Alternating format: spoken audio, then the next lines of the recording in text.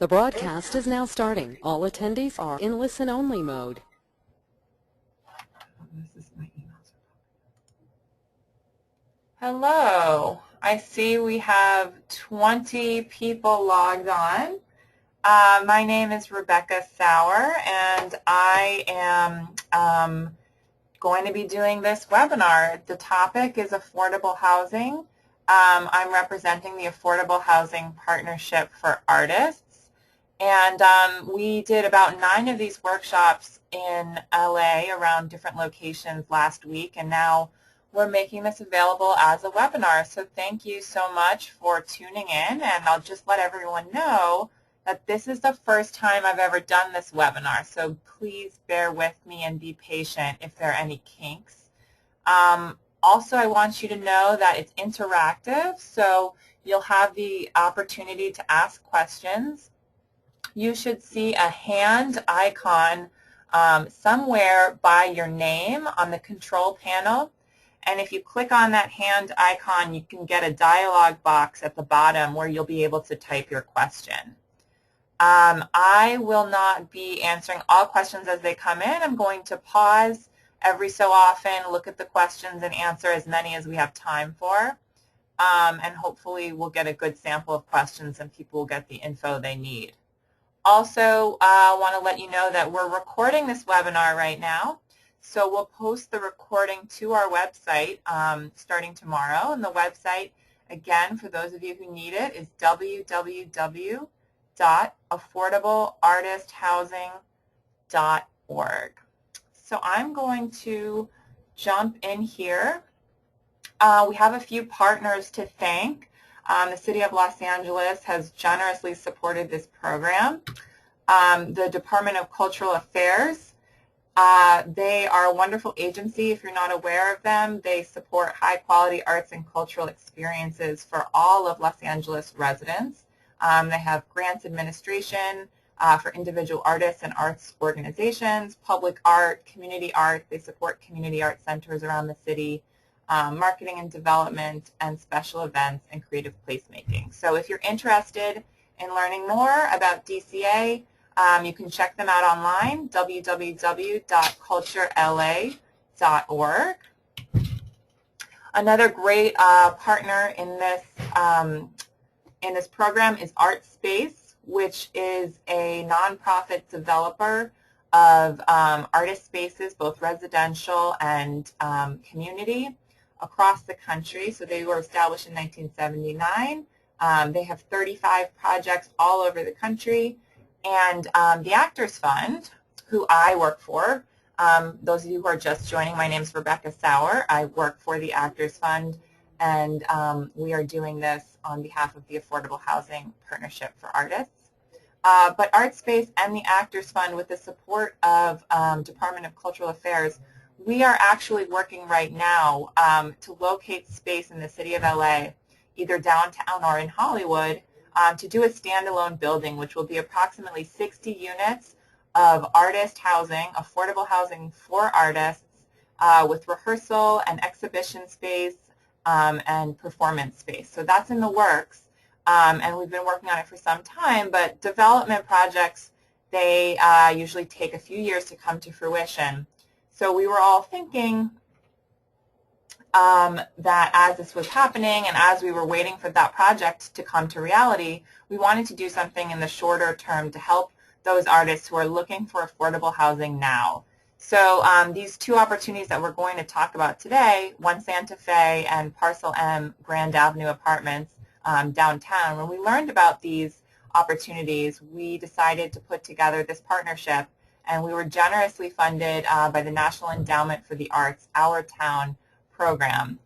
So that's why we're here today, and that's how we were able to fund this website that we have and the workshops we've been doing, all the work that's gone into that. So ArtSpace, in addition to being the development partner with the Actors Fund for the standalone building, they've also been great consultants on this workshop and curriculum. Finally, we've been working with other public entities, the Council District 14, Councilmember Weezar's office, as well as the City of LA Housing and Community Investment Department. And in the Arts District, we want to thank the Los Angeles River Artists and Business Association, otherwise known as LARABA, and LADAD Space, which is actually a nonprofit arts organization that will be operating an arts center in One Santa Fe, which will be a 99-seat black box theater, as well as an exhibition space. And I think they're getting permits now for a wine bar. If it's not a wine bar, I think it'll be a coffee bar. But that'll be known as the Arts District Center for the Arts. And what's great about that is One Santa Fe, you know, we're hoping that once you get the information from this workshop, artists will be able to live there, but you'll also be able to create work and exhibit work there and to network and get ideas from other artists in that community space. So that's really fantastic. Just quickly, before we get really into the meat of the presentation, I want to do a quick summary of the Actors Fund for those of you who aren't aware of who we are and what we do. We've been around since 1882, which is quite a while. We were actually started by Buffalo Bill Cody and Edwin Booth and P.T. Barnum, lots of folks back in the day. And we're a human service agency, so we work for everyone in the performing arts and entertainment industry, not just actors. The name can be a misnomer, but anyone in that industry in the areas of theater, film, TV, music, radio, and dance. We have 4 main program areas: social services and financial assistance, so emergency financial assistance for people in crisis. We've got about over 30 different programs that fall underneath the social service umbrella. We have health insurance information, which has been particularly important this year, helping sign people up through Obamacare, the Affordable Care Act, and also getting access to subsidies for their premiums for people who are eligible. Thirdly, we have an employment assistance and training program to help professionals in the industry get access to flexible sideline work, things that can help them pay the bills while they're pursuing their craft otherwise. And finally, housing facilities and resources. So that is that's the umbrella that brings us all together today. Housing resources. So we're going to be getting you information about these 2 amazing buildings and sharing with you how to apply and prepare yourself for the tenant selection process. So if you want to know more about us, go to www.actorsfund.org. If we were doing this in person, which I had been doing over the last week, I would have you sign a waiver. But let me just tell you verbally right now what the waiver sort of was meant to accomplish. So I just want to make sure everyone understands what the workshop is really about and what it's not about. So just to be super clear, the Actors Fund and the Affordable Housing Partnership for Artists, we are not directly involved in the ownership, the management, or the tenant selection process for either of the buildings that we're going to be talking about today. And for you participating in this webinar, or if you had participated in the workshops last week, that would have absolutely no bearing on your application. It doesn't, you participating today doesn't constitute getting on any list or entering into the tenant selection process. I'm going to be explaining how to do that, but just by participating today, you have not entered the tenant selection process. And finally, we're going to be doing a Q&A, and I'll answer your questions based on my professional experience. But at the end of the day, each one of you is responsible for what you write in that application, and each one of you is responsible to properly submit that application. That is not the responsibility of the Actors Fund or of the Affordable Housing Partnership for Artists. So that was essentially what the waiver was clarifying, and I just want to make sure that we're all on the same page about that. Finally, there were some forms. So again, as I said, we're doing this online, virtually. So we don't have any paper forms for you to fill out, but I believe you're going to be getting an email from GoToWebinar, which has a few questions, and I would be super, super grateful if you could take a few moments to answer those questions. I mentioned that we are funded by the National Endowment for the Arts, and it's really fantastic that we're able to bring resources like this, workshops in person, webinars, resources online, that we're able to bring these all to you for free. But in order to continue to do that, we'll need to be able to supply our funders, like the NEA, and hopefully others in the future, with information about the outcomes. So about how this was helpful to you, whether or not you ended up applying to either of these buildings, and sort of how things went. So they're very curious to know what they're funding and how it's working out for folks. So again, if you could answer those surveys that we sent to you, we'll send one out immediately after this webinar, and then we'll probably follow up a few months later once the applications have been submitted for these buildings, just to see what the outcomes were for you. And at that time, you'll also be able to share feedback with us, how it went and what could be more helpful in the future, how we can continue to serve you. So you can play a part in helping keep programs like this running for free by filling out those surveys. Thank you. So our goals today, we're now getting closer to the meat of the presentation. I know you're all anxiously awaiting, and I see we now have 35 folks following along, which is great. We're going to introduce specific affordable housing opportunities. So One Santa Fe, which is in the Arts District, downtown, and Parcel M Grand Avenue Apartments, which is on Grand Avenue, downtown, right by the Walt Disney Concert Hall. We are going to review the eligibility criteria, and we have specific criteria for these buildings which have been released by the owners of the buildings, which we'll discuss. We're going to clarify the tenant selection processes. So these are two separate buildings. They each have very different tenant selection processes, different owners, different management companies. You are more than welcome to apply to both if you wish. But they're different processes, so I'll make sure everyone understands how to apply to each building. And then we'll go through the applications in depth. You'll be able to see on my screen here, I'm actually going to open up some of the PDF attachments for the applications, and we'll go through it together line by line. And as I said before, but I'll reiterate, you'll have a chance to ask questions. So you should see a hand icon on your screen, and you'll have once you click on that, you'll have a dialog box and you'll be able to ask questions. So, great. So I'll be answering those questions when we have a time to pause. After we go through the applications in depth, we're going to talk about some common pitfalls. So these are going to be things that will have come up through the presentation leading up to that. At that point, there'll be review, but I've been working with the Actors Fund for almost a year in this particular capacity, working individually with folks trying to sign up and apply to affordable housing. And there's some things that just happen again and again. And now that I have you guys here, before you've even entered the tenant selection process, I want to make sure that you don't fall prey to these common pitfalls. So we'll review those. And then we'll do questions. As I said, I'll be stopping at specific points to answer some of the questions, and I already see a few have come up, so I'll answer them when it's appropriate. Great. Okay. So before I get into the specifics, we are just going to define our terms. Affordable housing, that's the topic today, and this is something that is, a term which is exciting. Everybody wants affordable housing. Everyone needs affordable housing. But what does it really mean, right? So I want to make sure that we're all on the same page with that. There is a very simple definition. The federal government has a definition, and for them, if a household spends no more than 30% of its income on its housing, then that housing is considered affordable.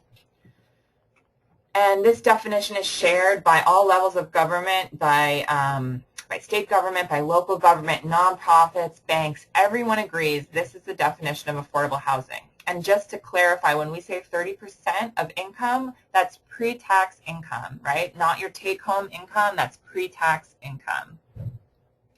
We all know, however, that this is not always attainable, right? So capitalism is great, but there are certain things that just sort of slip through the cracks. So there's many households who are working or who aren't able to work for a variety of reasons, and they just don't have access to housing that costs 30% of their income. So what do we do about that? Well, the government agrees this is really a problem. And back in the day, they built their own housing, right? Public housing. The government built and managed its own housing for low-income people, and that was their solution to the issue. It became clear over the years that the government wasn't so good at being a property manager.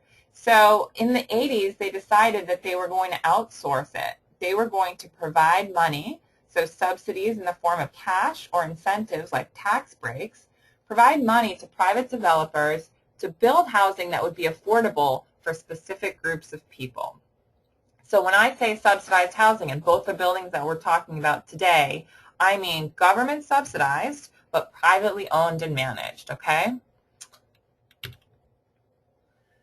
Now, there are many different subsidy programs, but in the face of sort of the large problem, the affordability crisis, it still tends to be a scarce resource. So how do we figure out how to target that scarce resource to folks who really need it? Well, as you can see, it's mostly about income. So every year, the federal government, they'll measure the median income of a geographic area. And in our case, we're talking about Los Angeles County. That's the geographic area that we're talking about. So they'll measure the area median income, and the acronym is AMI, which you'll become familiar with as you start looking at different subsidized housing opportunities. And then they target different programs to different households using income categories based on the AMI. So just as a quick review, the median is not exactly the average, but as you can see in this diagram, it's the middle of the distribution. So if we took every person living in Los Angeles County and stood them in a line from the person who made the least amount of money, so someone who made $0, to the person who made the most amount of money, whichever billionaire makes the most amount of money in LA, and I think that might be Eli Broad, whose namesake museum, the Broad Museum, is actually going to be right next to Parcel M Grand Avenue. So we stood them all in a line in income order. The person in the middle of the line would be the median, right? And then once the government measures the area median income, they'll target different affordable housing programs to people based on that. So it's usually expressed as a percentage of AMI. The affordability level is expressed as a percentage of AMI. But you don't have to worry so much about where you fall based on the AMI, because that will be translated into dollar figures, maximum and minimum dollar figures for each affordable housing opportunity we're talking about. Now, the government sets the eligibility in terms of income. They will set a maximum income for these programs. But they also acknowledge that they're not going to be involved in the day-to-day running of these buildings, so they allow the private owner to set some of their own screening criteria, essentially. And then the government reviews their screening criteria and will approve it. But the types of things that they allow the private owner to use in their tenant selection process are things like credit, rental history, criminal history, things of that nature. And we'll talk about all of these in relation to these two buildings today. Finally, I just want to clarify one thing, and I do see a question, which is, do you have to be an artist to qualify for the affordable housing? And the answer is no, you do not have to be an artist to qualify for these two buildings that we're talking about today. And there was an email that went out, I know, that the Actors Fund sent, which described this as artist housing. Just to be very clear, our partnership, the Affordable Housing Partnership for Artists, our mission is to support artists and make sure you have access to the information and to be prepared to apply to these buildings. But the buildings themselves are operated by private owners, and they're making this available to the general public. So you do not need to be an artist to qualify. We are, the Actors Fund and ArtSpace, with the support of DCA, as I mentioned, working on affordable housing that will be for artists, but this is just a few years down the line. So the two buildings we're talking about today, you do not have to be an artist to qualify. So thanks for that question, and I'm glad we had an opportunity to clarify. So now we're going to talk about One Santa Fe, and I'm not sure how many of you were able to walk by this building or have seen the construction in progress. But we, sorry, just working on this webinar for the first time, and someone says the audio is off and they lost connection. So if other folks are having that problem, please write in the question. Oh, they're back. Okay, technical difficulties, but we're back on. So One Santa Fe, here's an exterior rendering. The building is under construction, and it should be completed in phases. It's a large building. Should be completed starting in the fall and then finally completed by the end of 2014. Another exterior rendering. There is a pool and a hot tub on the roof deck, and actually all of the amenities for this building are included in the rent.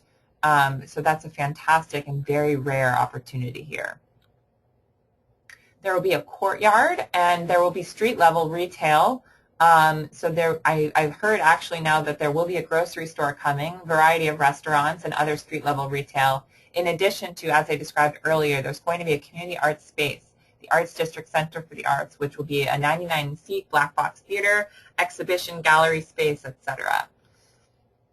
Here's an interior rendering. And so now, if you want to go, and everyone write this down, if you want to go and look at the official website for the building, it's www.onesantafeliving.com. It's in the Arts District on Santa Fe Avenue between 1st and 3rd Streets, and it's very, very large. For those of you who've seen it, it's 438 units, 88 of which will be affordable. If you go to their website, you can see floor plans, you can see square footage. You will also be able to download all of the application materials, which we'll be talking about today, which I'll show you on the screen, but you can download them yourself so that you can fill them out. Now, of these 88 affordable units, remember, we just did the definition of AMI. That stands for Area Median Income for Los Angeles County. So 34 of these units are going to be affordable to people at the 50% AMI category, and 54 units will be affordable to people at the 45% AMI category. And then the rest of the units are going to be market rate. Now, these units are all going to be indistinguishable from one another. So the affordable units will be sprinkled throughout the building, and no one will be able to tell which is market rate and which is affordable and what kind of tenant you are once you're in the building. Just to show you another breakdown for the unit type, now there's 10 efficiency apartments at 50% AMI income category. And I just wrote efficiency here to be clear. It's not an artist studio, but it's a residential studio apartment, otherwise known as an efficiency. There are 27 one-bedrooms at the 45% AMI category and 24 one-bedrooms at the 50% AMI category. And finally, there are 27 two-bedrooms at the 45% AMI category. So we have a total of 88 affordable units here. Now, this is the top half of the outreach flyer that One Santa Fe has been circulating. So there's a few things that I want to draw your attention to. We were just talking about the affordability levels as an expression of AMI, but you can see on the bottom of this flyer that they've actually translated that into a dollar amount for you, and that is adjusted for household size. So you can very easily see whether or not you fit underneath the maximum income qualifications. But let's look first at rents. So studio apartment, which I was referring to previously as an efficiency, that's going to be renting for $697 a month. The one bedrooms, there are two prices listed, and the reason for that, as we saw before, there are two income categories for one bedrooms. There was a 45% AMI and a 50% AMI category. So for the lower income category, the rent would be $697. And for the higher income category, the rent will be $777. Okay, and then two bedrooms are $866 a month. So you can see there's an asterisk, a little star next to all of these rents, and it says pricing subject to change. So I want to be clear and let you know what that means. Essentially, as I mentioned before, the federal government, HUD, the Department of Housing and Urban Development, every year they measure the median income for Los Angeles County, and then they target different affordability programs based on that median income. So every year the income limits and the prices for affordable housing will change slightly. They're never going to go down. They're either going to stay the same or go up slightly. Never astronomical, but there could be a slight increase.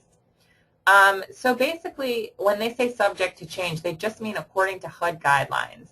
And they're really covering themselves here because these prices should stay the same throughout 2014. But really what they're saying is if this tenant selection process takes a lot longer than they anticipated and some folks are still being interviewed in 2015, then at that time HUD may have established new limits, so these prices may be slightly increased. Again, never astronomical. We also, let's move down now just to look at the income limits. And this is all available on their website, onesantafeLiving.com. You can also link to it from our website, www.affordableartisthousing.org.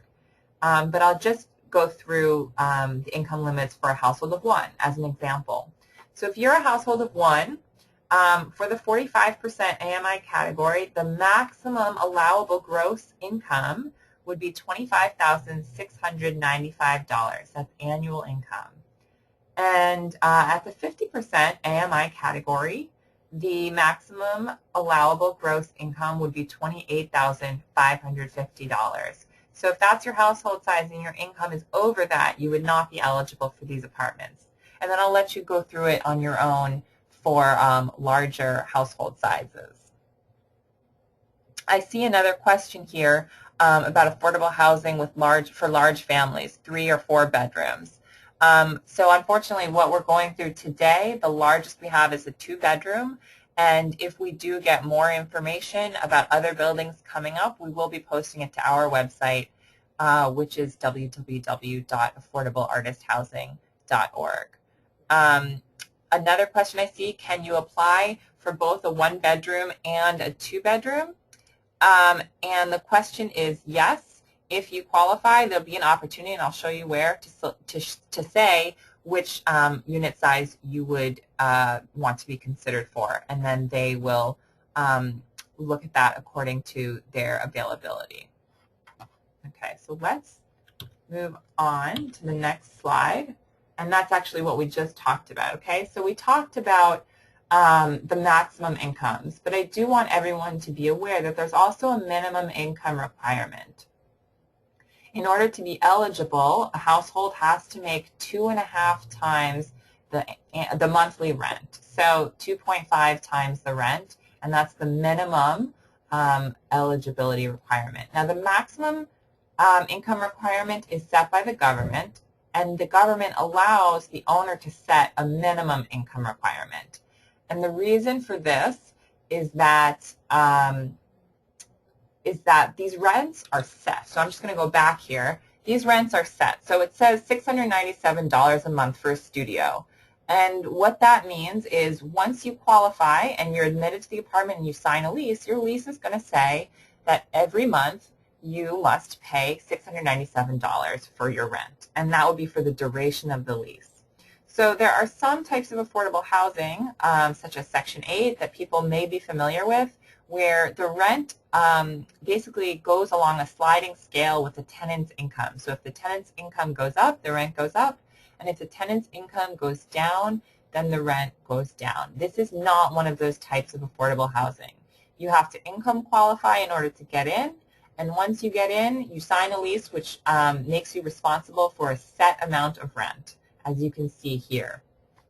So the reason that there's a minimum income requirement is that the owner doesn't want to set people up to fail. They want to make sure that people make enough income to be able to afford the rent comfortably so that they don't fall behind on their rent and then they would have to start an eviction process. So that's the reason for that.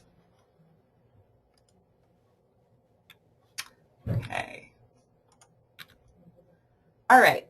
So this is when you see the document that you can download online called the Affordable Application Process. This is the bottom half of the first page, which I'm showing right now on the screen. So I wanted to draw everyone's attention to this fact. One Santa Fe will be accepting only the first 275 fully completed applications. Okay? So they basically will have people standing in line. They are accepting applications between June 16th and June 20th, between the hours of 9 a.m. and 6 p.m. at the temporary leasing office, which is 255 South Santa Fe Ave in Los Angeles. Zip code is 90012. But I'm going to wager that on June 16th, the first day that they'll be accepting applications, at 9 a.m., there will be a long line of people waiting. So I urge you to make yourself available if you're interested and to not wait to drop off your application. They will only accept 275 fully completed applications, okay? Now let me go through these bullet points as well.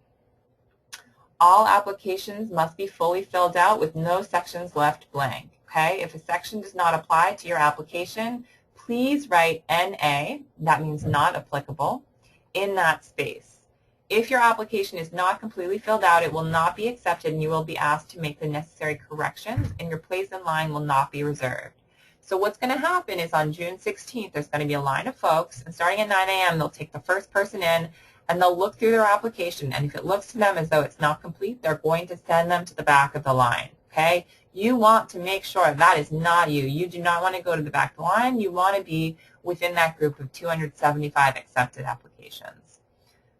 So moving on to the second bullet point.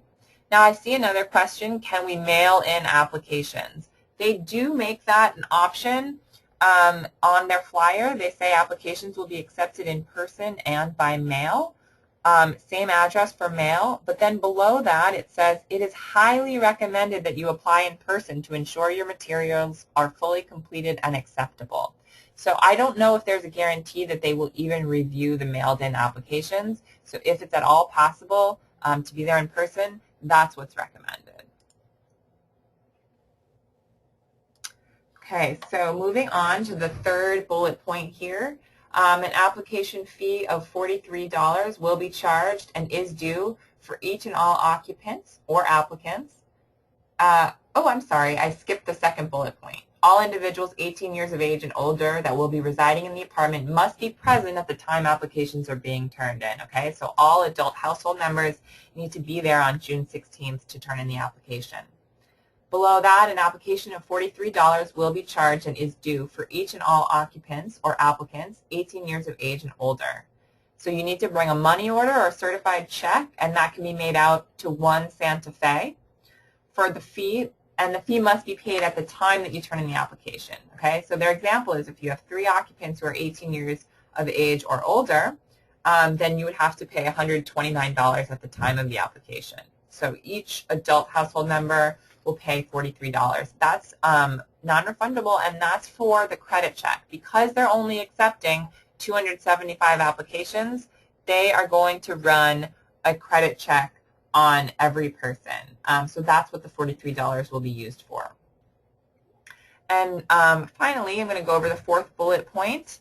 The government-issued photo ID is required for all occupants or applicants 18 years of age and older that are applying. So does a student ID count? No. We're just asking for passports, state IDs, driver's licenses, or military ID, right? A government-issued photo ID. You have to make sure that you bring your application, you bring your check and your money order for $43, certified check or money order, and you bring your ID. That's going to be critical to make sure that your application is accepted on June 16th. Now this is the bottom of that outreach flyer that One Santa Fe passed out. So this is where they list the temporary leasing location. This is where you will be standing in line to drop off your application. It's 255 South Santa Fe Ave, Suite 100 in Los Angeles. Zip is 90012, and if you want to call them directly, their phone number is 213-625-0150. This is also where they say you can turn them in by mail, but elsewhere on their materials they say it's highly recommended to apply in person. Okay, so now I'm going to just look at a couple of questions that have come in, and then we'll move through the presentation. Question about small pets. Yes, pets will be allowed at One Santa Fe and at the other building we're talking about. 2 pets, up to 2 pets. At One Santa Fe, they must be 35 pounds or less, and at Grand Avenue, there's no size limit on the pets. Okay, question about what about two people renting together, roommates but not a family? As far as I can tell from all the application materials, that would be acceptable. They will look at each household member's full income, rental history, credit history, and determine whether or not as a full household you would qualify. Next question, is it better to indicate that you are flexible for either two-bedroom, one-bedroom efficiency, or to pick only one option? My recommendation is to indicate your flexibility so you're not self-selecting yourself out of any one of those options, and they will determine which one is available at the time of your application if you're qualified. Next question, I live out of state and am relocating to California. Will they use my current income, which I earn out of state? Obviously, when I move, I will look for another job in California. Yes, they will use whatever your current income is if you're self-employed. So we'll talk about the distinction between self-employment and steady job. If you're going to be unemployed at the time that you apply and not self-employed but just unemployed with no work, then any income that you do have, such as unemployment insurance, if that's an option, Social Security, all of that income will be used to qualify you. If you have no income, zero income, it will be difficult to show that you meet the minimum income criteria. The next question is, will there be exceptions made for those who live far away in regards to being present on the application day? The answer is I don't believe so. I believe that you're going to need to be there on June 16th. Again, they do say you can mail in applications.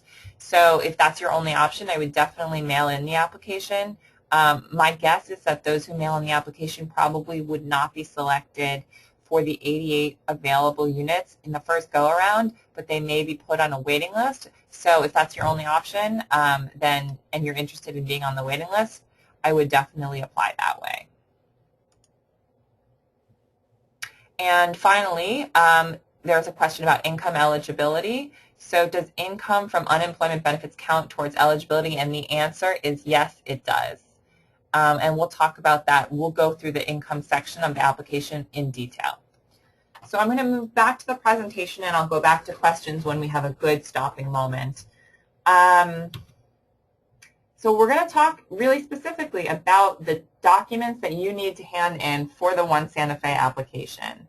So I call it an application package because it consists of 3 separate components.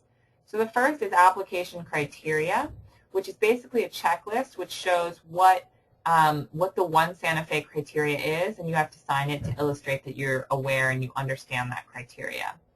Secondly, there's an application, which is a pretty basic one-page document where you have to write, general facts about yourself, your employment, where you live, your rental history. And then the third document is a tenant income certification questionnaire. So this is a very detailed document. It's 2 pages, and you write every detail about all your sources of income, and on the second page, it's all of your assets. So we'll go through all of these things line by line today.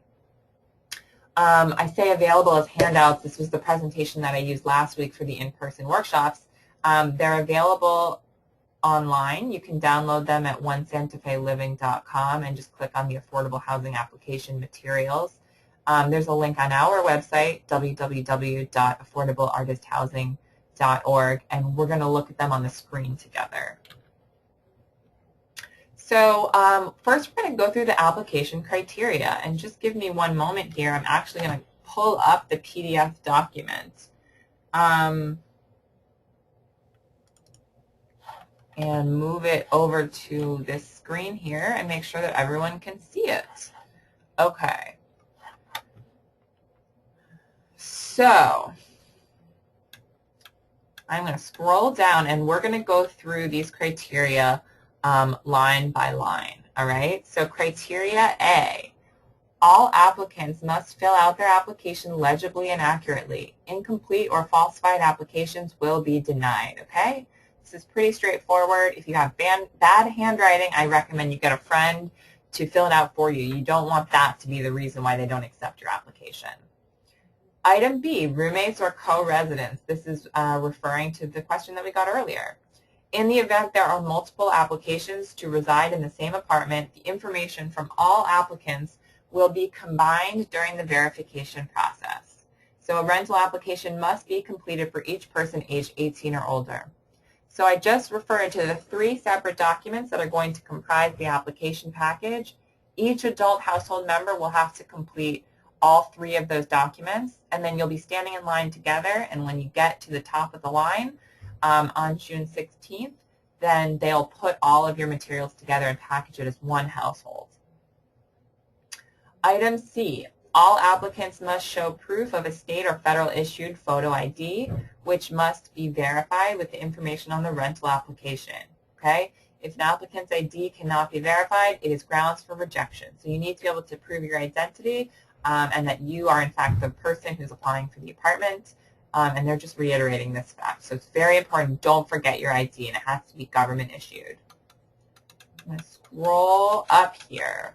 So we're moving on to item D, which is all requested information or documentation must be supplied within 72 hours from the date of the holding deposit. Okay, now this is a little unclear, so let me give you some background information.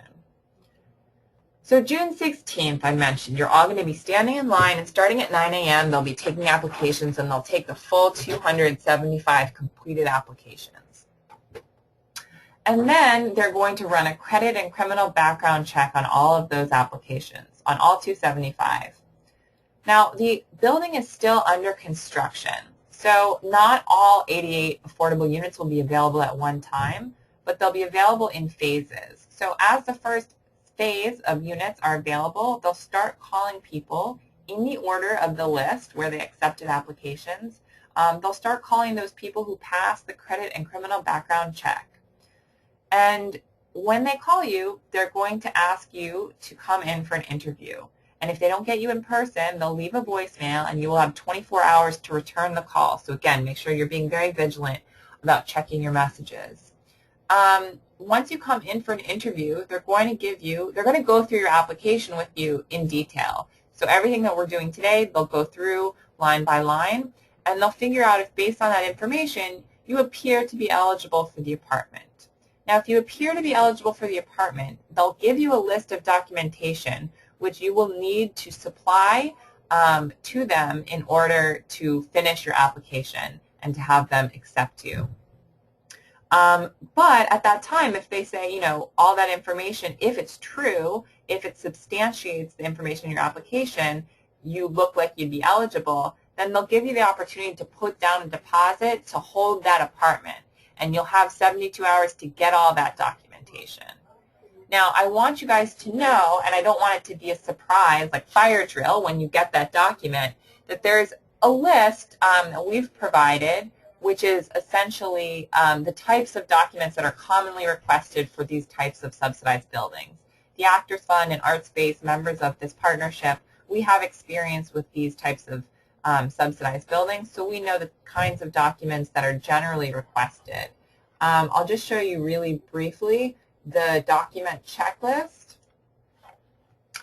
This is something available on our website, www.affordableartisthousing.org, and you can see we have identification, different types of income documents, other income and asset documents, rental history documents. This is just a preparatory checklist for you that you should be starting to look at right now to make sure that once you get to that phase of the process at One Santa Fe, where you have the interview and they're asking for further backup, that it's not a surprise to you. You're not like scrounging through your cabinets, calling your mom, freaking out, but you really are prepared to turn around those documents. So that's available to you on our website. Just want to make sure everyone's aware. Item E is credit history, okay? Credit history may not include derogatory credit. A copy of the credit history will be obtained through an outside agency. In order for applicants to receive consideration, applicants must have at least 2 positive accounts. So 2 credit accounts, credit cards, or other credit accounts that are positive, meaning you're paying off your balances on time, you're paying at least the minimum balance, positive accounts. And there must be more positive accounts than negative accounts, right? A negative account is where you have a large amount past due, you're not able to pay your monthly payments. That's a negative account. So you want to make sure there are more positive accounts than negative and at least 2 positive. And no accounts can be in a charge-off status. Now, a charge-off status is essentially when the credit card company or whoever your creditor is writes it off and essentially says this person's never going to pay back this loan or this balance on their credit card. And that's really a large hit to your credit score. So they're saying, that would be cause for ineligibility here. And they're also saying lack of credit history may result in an increased deposit. So now this doesn't say bad credit, but lack of credit history. So if you're a student or someone who hasn't had enough time to build up a credit history, they're not going to automatically reject you, but they're going to potentially ask you for a larger security deposit. I want to make sure that people know that you can check your own credit history, and this is really important. I want to make sure that everyone does this. This is my soapbox, essentially. So there's 3 credit bureaus known as Equifax, Experian, and TransUnion. And these are private companies who are essentially in the business of collecting information about you and your borrowing habits and your credit history, and they sell that information to potential creditors and to potential landlords, right? And even increasingly potential employers, right? People who want to get a sense of your credit history and your financial responsibility. Now, for many years, consumers had absolutely no access to that information that was being sold about them, and in many cases, this was having a negative impact on the types of loans or credit that they had access to. And also, it was an issue because there were many times errors on these reports. So consumers filed a lawsuit and won, and now we have the ability once a year to check our credit reports for all 3 credit bureaus. The mechanism through which you can do this is www.annualcreditreport.com. Just to say again, that's www.annualcreditreport.com. And you can go through there. I want to make sure everyone checks to make sure your credit reports are accurate. If they're inaccurate, you can dispute it through the website. And also just to make sure that you're aware of all of the potential credit blemishes or issues that One Santa Fe or any other landlord may find when they look up your credit. So if you're sitting in an interview and they bring something up, you're able to speak about it in a very educated and informed manner, and you're not blindsided by the point that they're bringing up. Okay. I see I'm going to answer questions about credit. Other questions on other topics I'll answer at another time. I paid off all my credit cards and no longer have a credit card. I only have debit cards. Am I still eligible? If you have a strong credit history, you definitely are eligible. I would strongly recommend that you apply. As long as you don't have negative credit and you have a strong credit history, it shouldn't be a problem. If my credit shows 2 negative accounts, should I even apply? Regarding the interview, oh, sorry, that's a separate question. If my credit shows 2 negative accounts, should I even apply? Just going off of what they have here in the eligibility criteria, right, you must have more positive accounts than negative accounts. So let's say you have 2 negative accounts, but you have 3 positive accounts, then I would say, it looks like you're eligible. If you have 2 negative accounts and no positive accounts or only 1 or 2 positive accounts, it looks like that's grounds for rejection. I have heard that there is a possibility of having a co-signer if you have bad credit. It's not a guarantee, but it's a possibility. So, I'm going to leave that open as a personal choice if you want to take that. And if you do have the opportunity to get an interview, you want to sell every other aspect of your financial responsibility that you can. Especially, they'll be most concerned about whether or not you've been able to pay your rent in full and on time. So if you've been able to do that and you do have a slightly more negative credit history, then I think, it could be worth a shot. Okay. Just answering questions about credit right now, and I'll go back to the other questions later. So essentially, any adverse info on your credit report overweighs impeccable rental history of 15 years and more in the amount of rent, double of what affordable housing rent is. Okay, now I just want to make sure that I'm clear.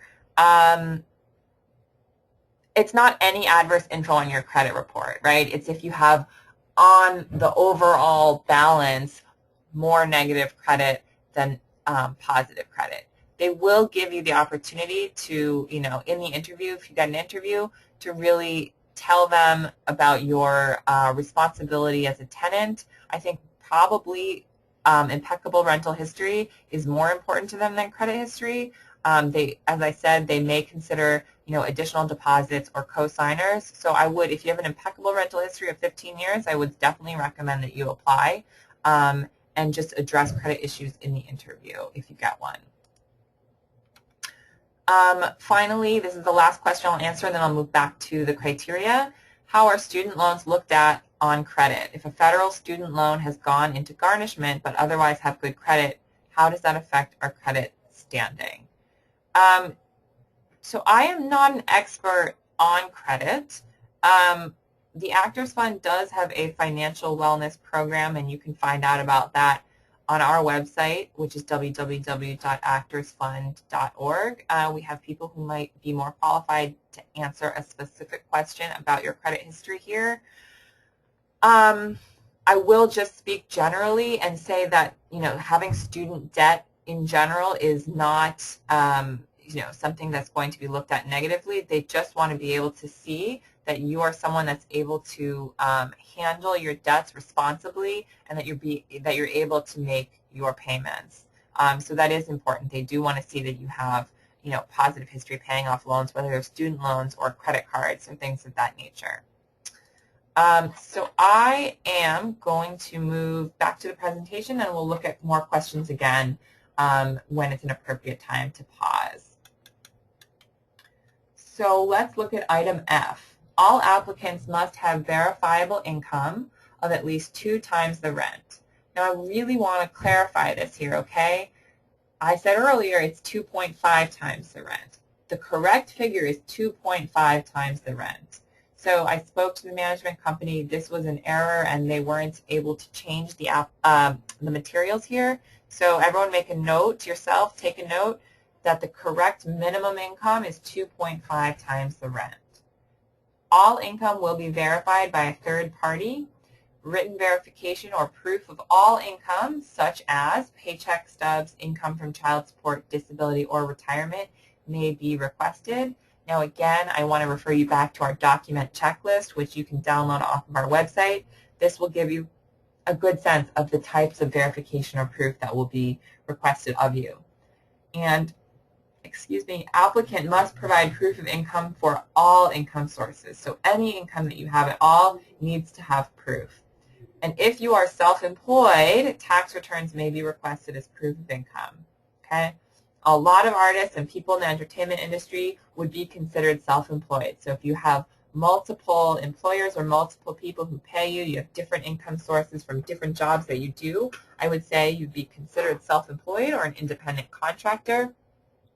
And they're going to want to look back at tax returns essentially as evidence or as backup documentation to show that you've been able to earn income as a self-employed person over the years, and also to help them predict what your income would be moving forward.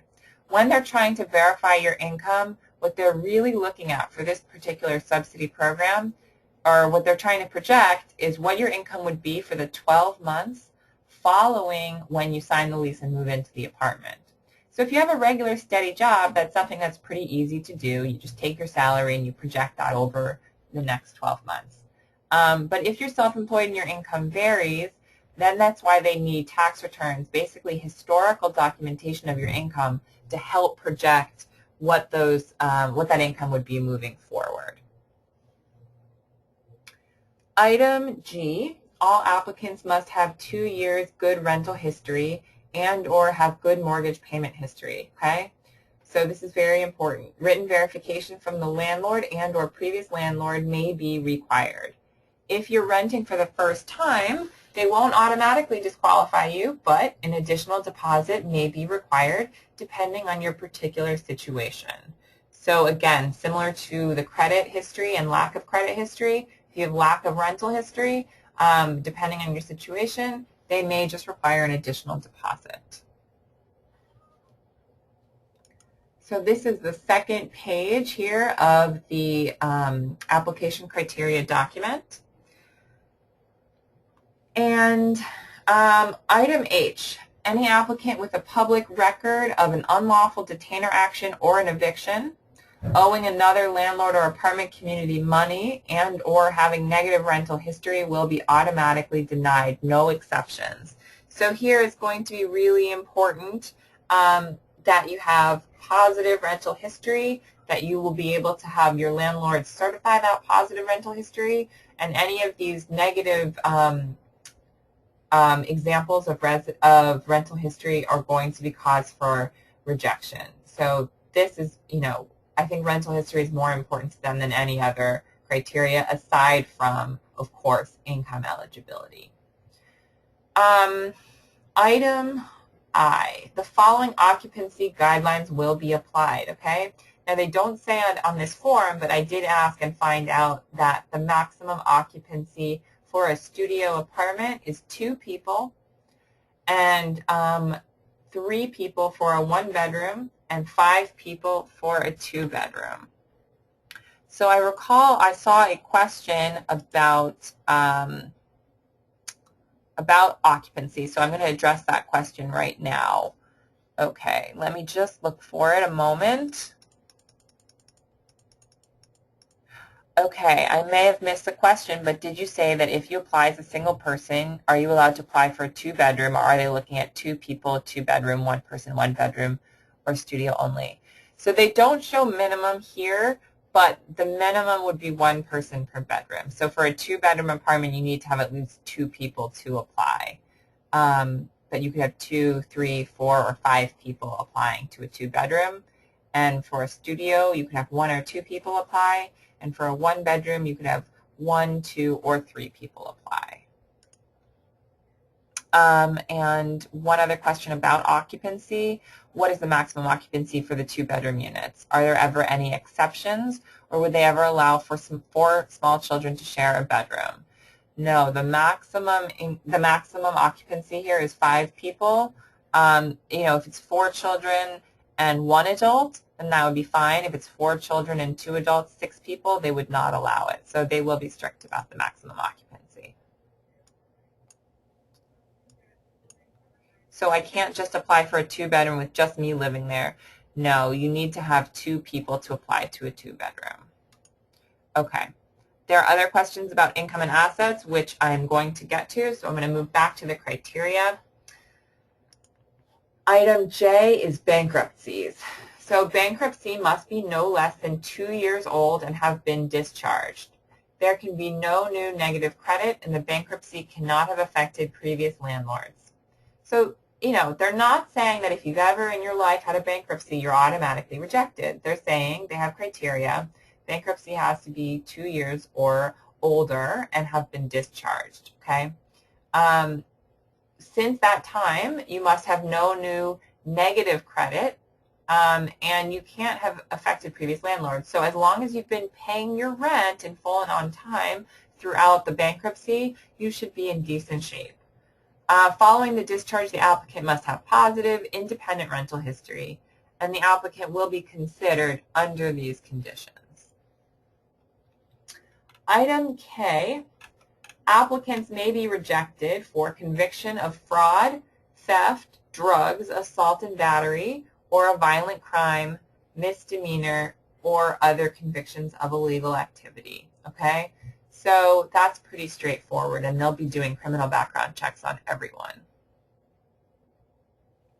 Just a question about item H. I have positive rental history for 2.5 years. 4 years ago, I had to pay an apartment after I left, but did pay in full and was not evicted. Is this okay? It seems to me, based on the criteria, they would consider you, but again, they do leave some discretion for individual situations. So because I don't work for the management company, I can't give you, a determination one way or another. You're going to have to go through the whole process, but I definitely recommend that you apply and give it a chance and really make your case. Once you guys get into that interview, I want you to make your case for how responsible you've been and really sell anything to show that you've been financially stable and that you've been paying your debts and your landlords as steadily as possible. Really sell yourself on that point. Okay. Back just to one other question. I bartered rent from my most recent landlord, who is also my boss, in exchange for doing work for her husband's business. How can I explain that on the application? We will get to that. I'll show you a place on the application, but it's going to be something that you'll really have to explain in the interview if you get one. And because they're accepting applications in person, I would say, you want to fill out that section, but once you get there to the front of the line, you want to ask them about that and just make sure that the way you've expressed it is clear to them. Okay. Let's go back to the criteria here, and I'll address other questions in a moment. Item L, applicants may be rejected for behavior displayed during the tour or application process that would constitute a violation of lease policies. Applicant must display the ability to comply with lease policies. So this is what I'm going to say, guys. You don't want to be drunk, right? You don't want to punch anyone in the face. You want to really show that you're an upstanding citizen. You want to treat this like a job interview. Be professional. Put your best foot forward, and really don't give them any reason to question your character, okay? Item M, all applications will be processed and reviewed. So that's why they're only accepting 275 applications. They're going to look at each one of them. Okay, depending on each individual situation, credit will be taken into consideration with all the rental qualifications listed above. Additional deposits may be required depending on your particular situation. Unfortunately, One Santa Fe cannot guarantee that your application will be approved, right? You need to go through this entire process. They'll call you in after they do the credit and criminal background check. They'll look over the application with you, and then even if it looks like you're eligible from the application, they'll request all this different backup documentation to verify and substantiate what's in the application. So there's quite a process. And they can't guarantee that you'll be approved once you go through that whole process, right? The application may take up to 14 days to process, and I just want to clarify that point. They mean from the time that you give them, you supply them the backup documentation, right? Not from June 16th when you pass in the application originally, but from the point where you supply them with the backup documentation. Now this really could vary. So I mentioned before, One Santa Fe is under construction and will still be under construction once they start doing interviews. They're going to be completing the building in phases and moving folks in phases. So, some people may start to get calls for interviews in July, but other folks may get calls for interviews in December. So you're just going to need to be on your toes and look out for that phone call. Item N, denied applicants or conditional approvals will be notified in writing of the reason for denial or conditional approval, okay? So if they find your application ineligible, they're going to give you a piece of paper in writing that explains the reason. Now, it may say on that piece of paper that you're entitled to appeal the decision if you feel that you need further clarification, if you want further information, if you feel that there was a misunderstanding of some kind. Now, not just if you think you wish you had the apartment and you want them to change their mind, but if you feel that there's real substantial grounds for your application to be reviewed again, then you will have the right to appeal. It might say that on the letter you receive. It might not say that, okay? But even if it doesn't say that, I want you to know you're just going to have to follow up immediately. You can't wait. It may give you a time frame on the letter if they specify appeals, and if not, you want to appeal, quite frankly, the same day or the following day that you receive the letter. Appeal, again, formally in writing, and keep a copy for yourself. I just want people to know that that is within your rights. Again, only if you feel there was a serious misunderstanding or that you need further clarification. Item O, all applications will be reviewed, okay? They've been saying this again and again. All applications will be reviewed, and a consumer credit report, public search, and or investigative consumer report that discloses the consumer's character, general reputation, personal characteristics, and mode of living will be obtained, and a copy of any such report will be provided to the applicant. So this is what I've been saying. At least they're going to show you the dirt that they dig up on you, right? You'll be able to take a look and see what it is that they've been able to research about you and your credit and your criminal background and any other types of pertinent information. So you're going to sign this document, and this is the first out of, again, 3 documents that will comprise the application package.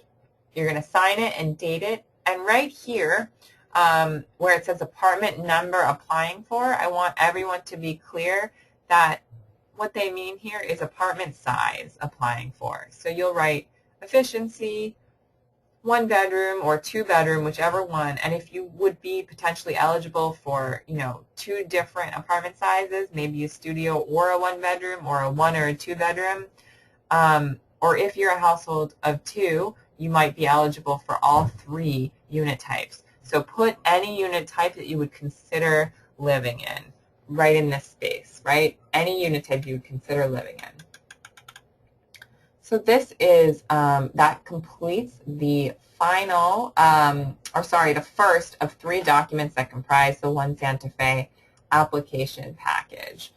I'm going to go address some of these questions now. We're about 1 hour through and we have 2 hours left, so we'll need to go through the rest of the One Santa Fe application, and then we'll talk about Parcel M, Grand Avenue Apartments, which should be much quicker because it's only 1 document. So let me just go back.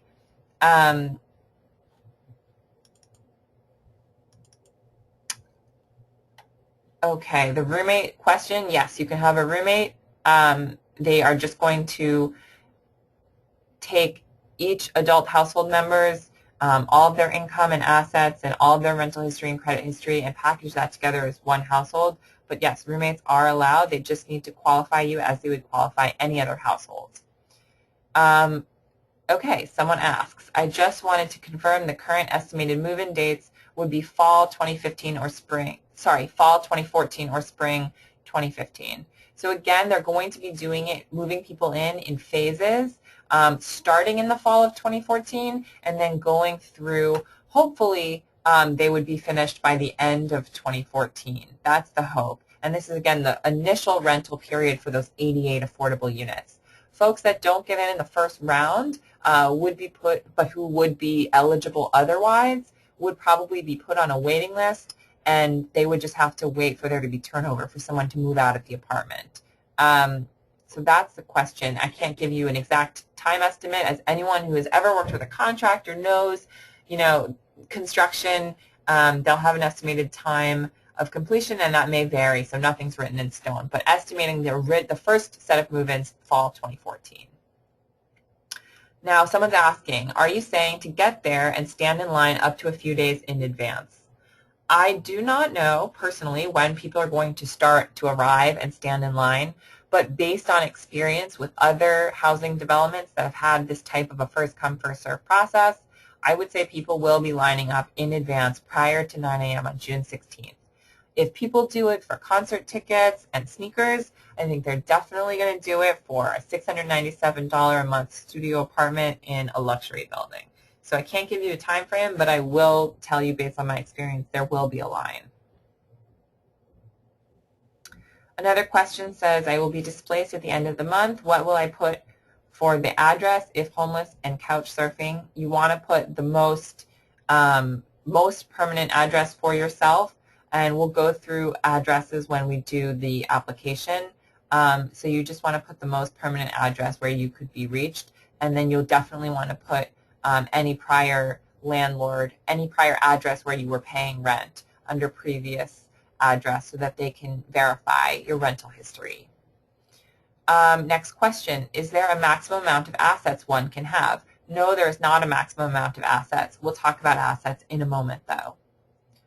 Regarding the interview, if you get the call to come in for an interview and you are traveling, is there typically a time limit within which you must come in to interview?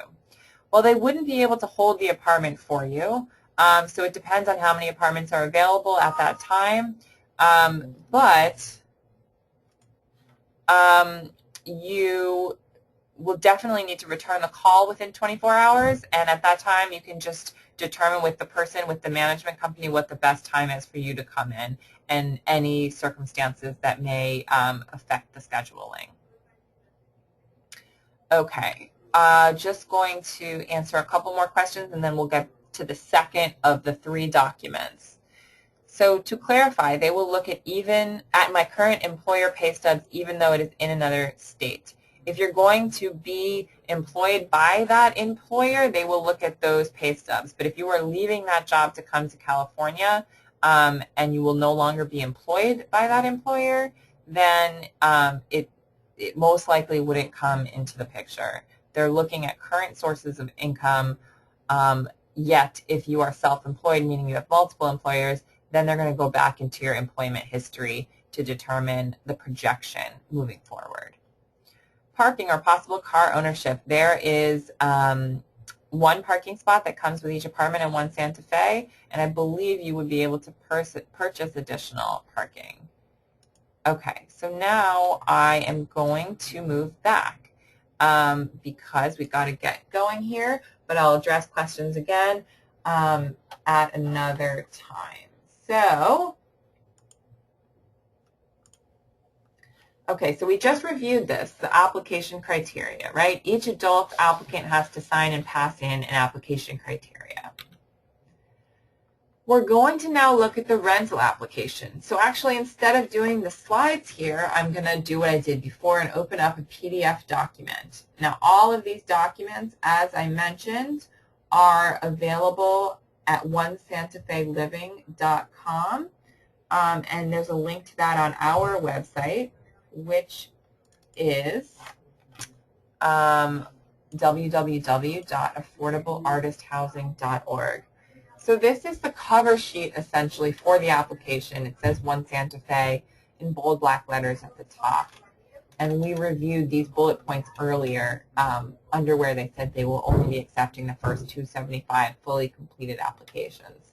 So I'm going to go to the second page of this document, which is actually the application itself that you're going to need to fill out. Each adult household member, as it says on top, each adult household member 18 or older will have to fill one of these out separately. So at the top, you're going to put the apartment community name. That's One Santa Fe, okay? That's the same for everyone. That should be a freebie, One Santa Fe. Below that, you, who is filling out the application, you're going to write your last name, first name, middle initial, your marital status, your driver's license number, okay? If you don't have a driver's license, you're going to write N/A. Remember, that means not applicable, and you're going to want to put that into any section on this application where you don't have an answer.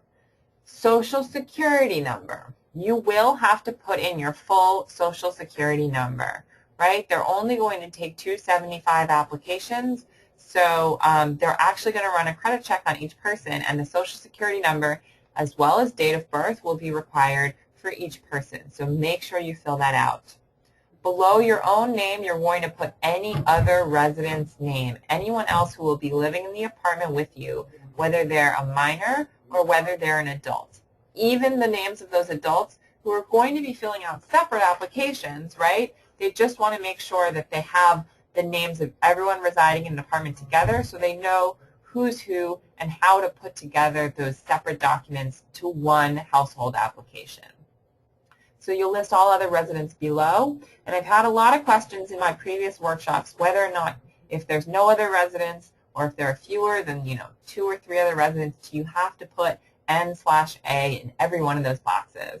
And I'll just tell you, it may be overkill, but I'm the kind of person who I'd rather be safe than sorry. So I don't want to give them any room to question whether or not I'm following instructions. So that's what I would do. It may take a few extra minutes, might be a little annoying, but it could not possibly hurt you, okay? So below that it asks, do you anticipate the addition of any new household members in the next 12 months? You have to circle yes or no. Examples of this could be an unborn child, could be a child who will be fostered or adopted in the next 12 months, could be a case where you're engaged and your fiance lives abroad and they're going to be moving to the U.S. and they'll be moving into the apartment with you when you get married over the next 12 months. So circumstances like that, you'll circle yes, and if yes, you'll explain. Otherwise, you'll circle no, and you'll write NA in that space. Now here's your residence history, okay? So you need to provide all residence history for the past 2 years, and I'm going to interpret that as at least for the past 2 years. So if you have rental history going further back, particularly if in your current situation you're not paying rent, but you have paid rent in prior situations 2 or more years ago, you want to make sure you capture all of those in previous addresses, right? If you've been living at your current place, of course, for 3, 4, 5, 10, 15 years, then you're not going to need to go really far back there. But, you know, it could never hurt to put more information, particularly if it's positive. So current address, you're going to want to put the most current address where you can be reached. Yeah, someone asked a question about couch surfing, or if you currently don't have an address, any permanent address for you, the most permanent. You'll put your address, city, state, and zip. Make sure you put the apartment number in there, even though it doesn't say apartment number. Phone, move-in date, that should be on your lease if you can't remember, and projected move-out date. Now, I really want to highlight this, right? Projected move-out date. So some of us, you know, you might be in a current lease situation and your lease goes until the end of the year or maybe next year. But if you got into One Santa Fe, you would certainly try to get out of that lease, right? Negotiate an early termination of that lease so you could come to One Santa Fe. So I think the best thing to put in this section would be open or subject to availability, just so the management knows that you're ready to move in and they wouldn't pass you over for someone else who is closer to being able to move out. And you'll figure it out once you get the offer to move into One Santa Fe. Now, your monthly payment is going to be your monthly rent payment or your monthly mortgage payment if you currently own. And own, rent, or lease, you're going to select whichever one is appropriate. If you are couch surfing, you're going to put that. If you are living with your parents, you're going to put that, or other family members. Landlord or mortgage company, you'll write the name there. If it's not applicable to your situation, you'll write N/A. And then they want the address, city, state, and zip for the landlord or mortgage company, the phone, and the reason for moving. Now, don't overthink the reason for moving. It doesn't have a bearing on your application. They just need to know for their information. So if you want to move because you like the rental prices, you need cheaper rent, then just write that. If you want to move because you like the amenities or you like the neighborhood where One Santa Fe is located, then just write that. Just make sure you fill something in, but don't overthink it. Now, previous address, okay? So you want to go back at least 2 years. I would say go back further than 2 years if you need to show a time where you were paying rent and where you were responsible for rent to a landlord or a mortgage. So you'll put the previous address and all the pertinent information about your move-in and move-out dates, the monthly payments, what the situation was, and the contact information for the landlord or mortgage company. So that's going to be really important, and you have 2 spots to put in your previous address there. So I'm moving down to the middle of the application, and this is where they're asking for your employment history, okay? So now, just so everyone's clear, this is only the second of 3 documents, and they want to know, you know, the nature of your employment here and some basic information. But all the specifics about your income, that's going to be captured in the 3rd document that we review. So let's make sure not to get super hung up on the salary section, but I'll just give you a few tips when we get there. So for current employer, you're going to want to put your employer's name, address, phone number, the name of your supervisor, your start date, and whatever your salary is, okay? So that you have an option to put an annual salary, a monthly salary, or an hourly wage if you have one, and then your position. So that's for a situation where you have a regular, steady job. If you're self-employed, right, if you're a writer, if you're an actor, if you're a painter, and you have multiple sources of income, many different jobs, then you're going to put self-employed, right? If you work for yourself, a lot of times you may file a Schedule C on your tax return. Schedule C is the type of attachment that someone who's self-employed will fill out. So for employer name, if that's your circumstance, you're going to put self. And you're going to put your own address or whatever address you use as a business address and phone. Supervisor name, if you're self-employed, congratulations, you can also write self in that category, right? You don't have a jerk boss to report to, you are your own supervisor. You'll put the start date, which would be whenever you started working for yourself in that capacity. And then you get to salary, which is a little bit trickier for someone who is self-employed. You know, we don't have regular steady incomes if we're self-employed typically, right? It comes from multiple sources and it varies over the course of the year. So what I would recommend that you do, if that's your circumstance, is take a look back historically over the last 6 months, year, year and a half, 2 years, and take a monthly average of your income. Circle month and put that monthly average in this box. Now, again, or actually for the first time, I'm letting you know that for self-employed people, they want the net income, okay? So the net income would be gross income, any income that you're taking in, minus qualified business expenses that you would deduct on a Schedule C on your taxes, all right? So that would give you the net income before you pay taxes on it, your net taxable income. That's what you're looking for if you are self-employed. Not if you have a steady job, but if you are self-employed. And position occupation, again, if you're self-employed, you put whatever capacity you work for yourself. So if you're an actor, you put actor. If you're a graphic designer, you put graphic designer. Just to clarify, I was talking about net income for self-employment, but any other form of employment or income, they are looking for that gross income. So the total income before any taxes are taken out or any other deductions, right? Net income is just for self-employment, and the only deductions you can take are qualified business expenses that you would be able to take on your tax return. One more thing I want to emphasize about that is if you're self-employed, you want to make sure as you're entering this process that you have a tax professional who you trust, who you've worked with, that you can call and ask for advice throughout the interview process for One Santa Fe. Okay, because you're going to do your best and put all of your income information on these forms that you're filling out. But once you get to the interview phase, they're going to need additional backup documentation. They'll need your tax returns. But they'll also ask you for a projection of the current year's self-employment income, so 2014. And a lot of us wait until the end of the year, or rather till April 14th, the day before we have to pass in our taxes, to really look at all of our income and our expenses if we're self-employed. But this year I want you to do it differently. I want you to prepare that information now up to the year to date.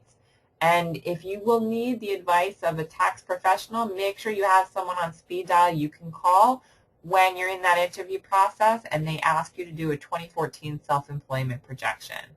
Okay, I am not a tax professional, so if you contact me and ask me for advice about how to estimate your current year's income, I won't be able to help you.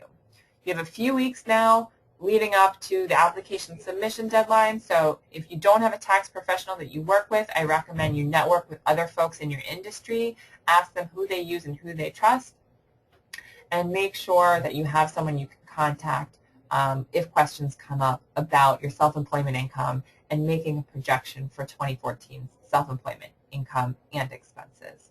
So that's just my little spiel about self-employment income.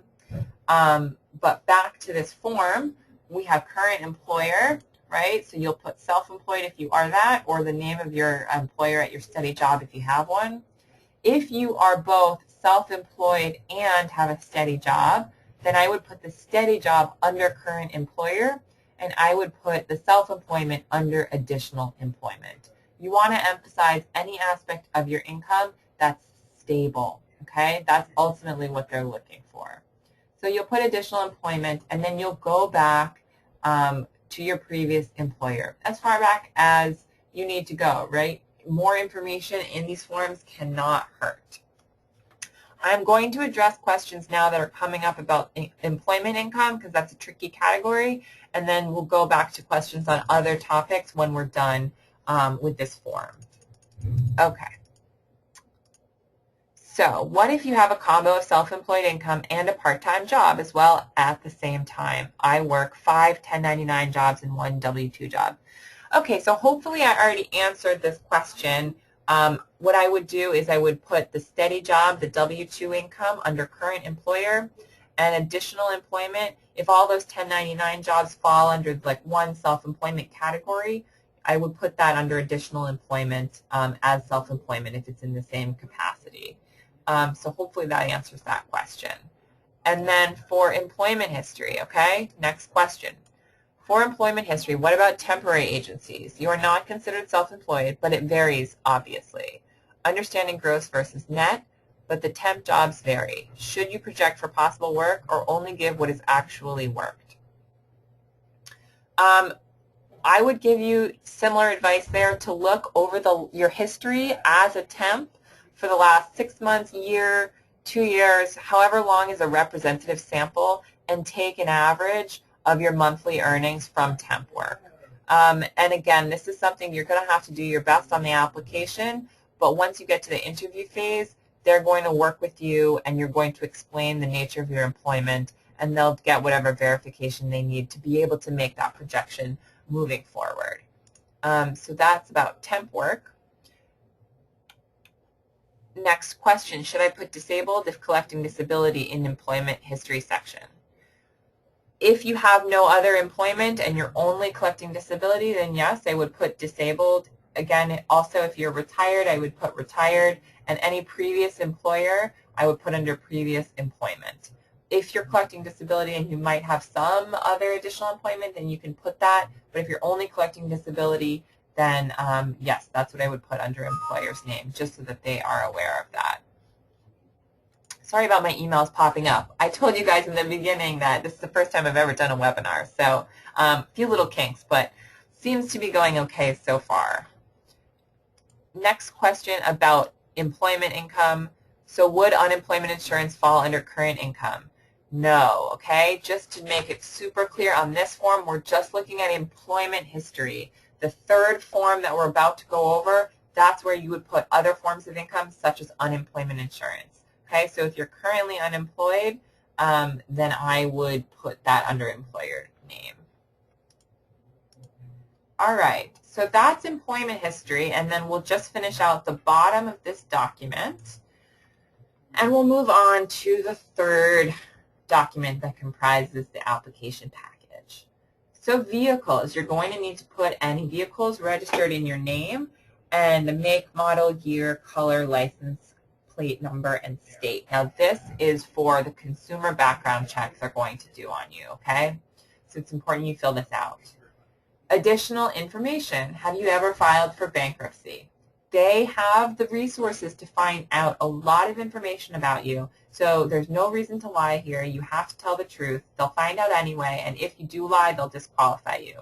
So you've got to tell the truth and tell them when. Remember, they would consider you, particularly if the bankruptcy is 2 years or older. Have you ever been evicted or asked to move? Again, you have to tell the truth and provide a brief description. Will you have any pets? Up to 2 pets are allowed at One Santa Fe and up to 35 pounds. So describe the pet. And will you have any liquid furniture? They're asking about water beds. Of all the 9 workshops I did last week, not one person had a water bed. But if you happen to have one, it's very retro of you. And just let them know. I don't think it's going to disqualify you by any means, but they may ask for an additional security deposit. Finally, have you ever been convicted of a crime? If so, you're going to need to list the offense, county, and state. Below that, we have emergency contact. So put the name of your nearest relative or contact. Now, this can be someone who's a member of your household. What I think that they're doing with this form is they're sort of trying to kill 2 birds with 1 stone. So they're collecting information for purposes of tenant selection, but also in the event that you are selected as a tenant, they want to have this information on file about you. So I think that's the reason for the emergency contact question. And you put the relationship to you, that person's address and phone number. But below that, they're asking for personal references. So this is someone who, unlike emergency contact, should definitely be someone outside of your household, someone who can speak to your character and to your ability to be a responsible tenant. So put some more details about them to the right. And then the application processing fee, as you remember from the original document we looked at, it's $43 for each household member 18 or older who is applying. So because each household member will be filling out one of these documents separately, you'll put $43 here. And I'm not going to read all the fine print, but you can read this on your own time. And I would probably wait, to be honest with you, to sign this until you're in the office, just so that it's signed at the current date. But put your email address and your daytime phone number. Now, it's really important that your daytime phone number is a number that you check frequently. So if you have multiple daytime phone numbers, put that one that you have the most access to, and don't put anything that you don't check, for example, on weekends, right? Because we don't know when they're going to call, and when they do, you'll only have 24 hours to return the call. So make sure it's a number where you can be easily reached. I'm going to go to some questions now, and then we'll move on to the third of 3 documents for One Santa Fe. Okay, excuse me. So I'll go here, just these, a few of these are slightly off topic, but I just want to make sure we have a chance to address them. So I am currently in subsidized housing in another state. I passed all the credit rental history checks 2.5 years ago. Is it the same in each state for government subsidized housing? Good question. I said in the beginning of the presentation, government subsidized housing, the government sets a lot of the guidelines, but also they do provide discretion for the individual private owners of the housing to set their own guidelines, particularly regarding credit and rental history. So some owners may be stricter than others, and you're just going to have to enter the tenant selection process here and see how it goes. Next question. Are minors in the household required to be present at the time of submitting the application? All they say in the document is all adult household members. So 18 years and older. Will there be a security deposit for my 2 cats? I don't know the answer to this, but I do know that everyone's required to pay a security deposit, and it would likely just go up to 1 month's rent, but the amount of security deposit would vary, and pets are one potential reason that you could have a higher security deposit. Next question. If I am already in a 1-bedroom and then want to get a roommate a few months into my lease, can I do that, and how? So that's a very tricky question, and the answer is it would be very, very, very difficult. So anyone who lives in a subsidized housing unit needs to go through this process of tenant selection. So they need to make sure that the household income qualifies, particularly in the first year of the lease. So this is something that you need to address with management.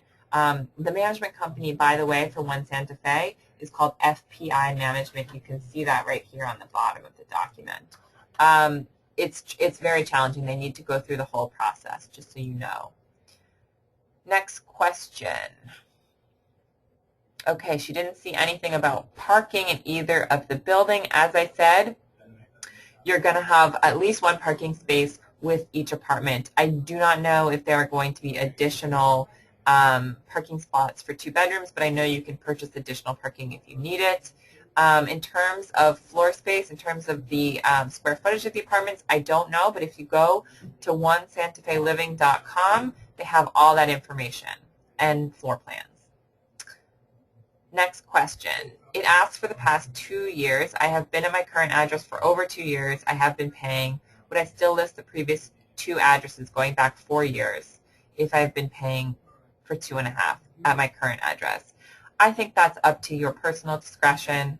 It only asks for the last 2 years. I would say if you want to put more in for good measure, you can, but you're not required to. Is there a limit on parking? Again, I don't have the specifics on that. I know there's at least 1 parking spot per unit. About the Social Security number. Next question. Social Security number. I don't have it, but I have a tax ID number, and I've been paying taxes for the past 7 years, and I have credit cards. should the ITIN, and that's the temporary tax ID number, work? Yes, I would recommend that you put that under, I'm going to scroll back up to, to Social Security number. I would put your ITIN, your temporary number, in here, and I would cross out Social Security number, and I would write ITIN, okay, just so it's super clear that that's what it is. But I don't think it should be a problem if you don't have a social, as long as you're here in the country legally and paying taxes as you appear to be doing. Next question, can we add additional pages to this application? True, the boxes are super tiny. Yes. I would do my absolute best to fit this all into one page, and if needed, I would put a star on the bottom or top and just make sure that it's as neat as you can possibly make it. You know, if worse comes to worse, I don't think an additional page would be the end of the world, but I think, you know, your best bet is to stick to the official application materials provided. Limit on type of dog. Pets. Again, pets just have to be up to 35 pounds. They can't be over 35 pounds.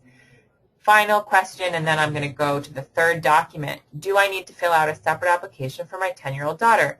No, you do not. You only need to fill out separate applications if it's an additional household member who's 18 years of age or older, but you would put your daughter's name right here where it says other residents, relationship, daughter. Okay, great. So we're doing good. We're about halfway through our webinar here.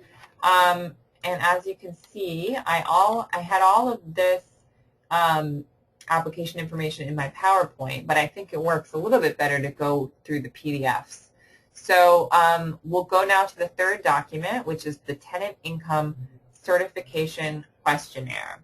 And as I mentioned, this is all available at One Santa Fe's website, onesantafeLiving.com, and there are links to that on our website, affordableartisthousing.org. You also can go to the temporary leasing office starting on June 6th at 9 a.m. and at that time they'll make blank copies of the application available for pickup. So if you don't have a printer at home or you don't want to pay to print it on your own, you can go to the temporary leasing office, the address I gave you previously, to pick those up starting on June 6th at 9 a.m. Same place where they will start accepting applications on June 16th at 9 a.m. Let me just take a quick sip of water here. And I am happy to say we still have 39 attendees, so it looks like no one's gotten too bored and dropped out yet. Hopefully I'm getting your questions answered. And let's move on. Okay, Tenant Income Certification Questionnaire. So you're going to put your name and telephone number on the top, and as it says, one form per adult member of the household. Make sure for telephone number that you put the same phone number that you had put at the bottom of the previous application. You want to make sure that it's the number where they can reach you most easily. Now this section is an exception to their rule, the one that I'm highlighting right now, an exception to their rule where they said you must absolutely fill out every section of the application. This is for management's use only. They just failed to indicate that on the form, but you wouldn't know the answer to any of these questions. So just so you're clear, you don't need to check any of these things or fill in the bin number or unit number, but you do need to put your name and phone number. Now, the way the rest of this document works is essentially it's a chart and it's yes or no questions. So there's a statement in this box. If it applies to you, you check yes. If it does not apply to you, you check no. And if you checked yes, you're going to need to put some further detail here, and you're going to need to fill out the income that's associated with that statement. For almost every category, it's going to be gross income except for self-employment, which is where you're going to put your net income, all right? So, first question, I am self-employed. If the answer is yes, which I know it is for many of you folks listening along, you'll put yes and put the nature of your self-employment, whether it's actor, graphic designer, writer, painter, sculptor, whatever it is. And then you'll put your net income. Now, it says monthly, so it's the same advice that I gave you before, where if your income is sort of fluctuating over a period of time, you want to look over the last, let's say, 6 months, year and a half, 2 years, and take an average net income.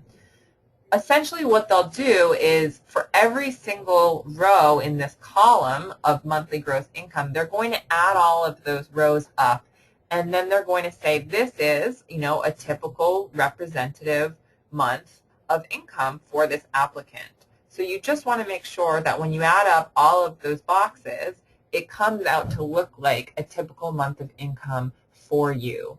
Now, we're going to have to do our best on these applications, and just make sure that when you get to the interview phase, you really have preempt sort of any confusion about your employment.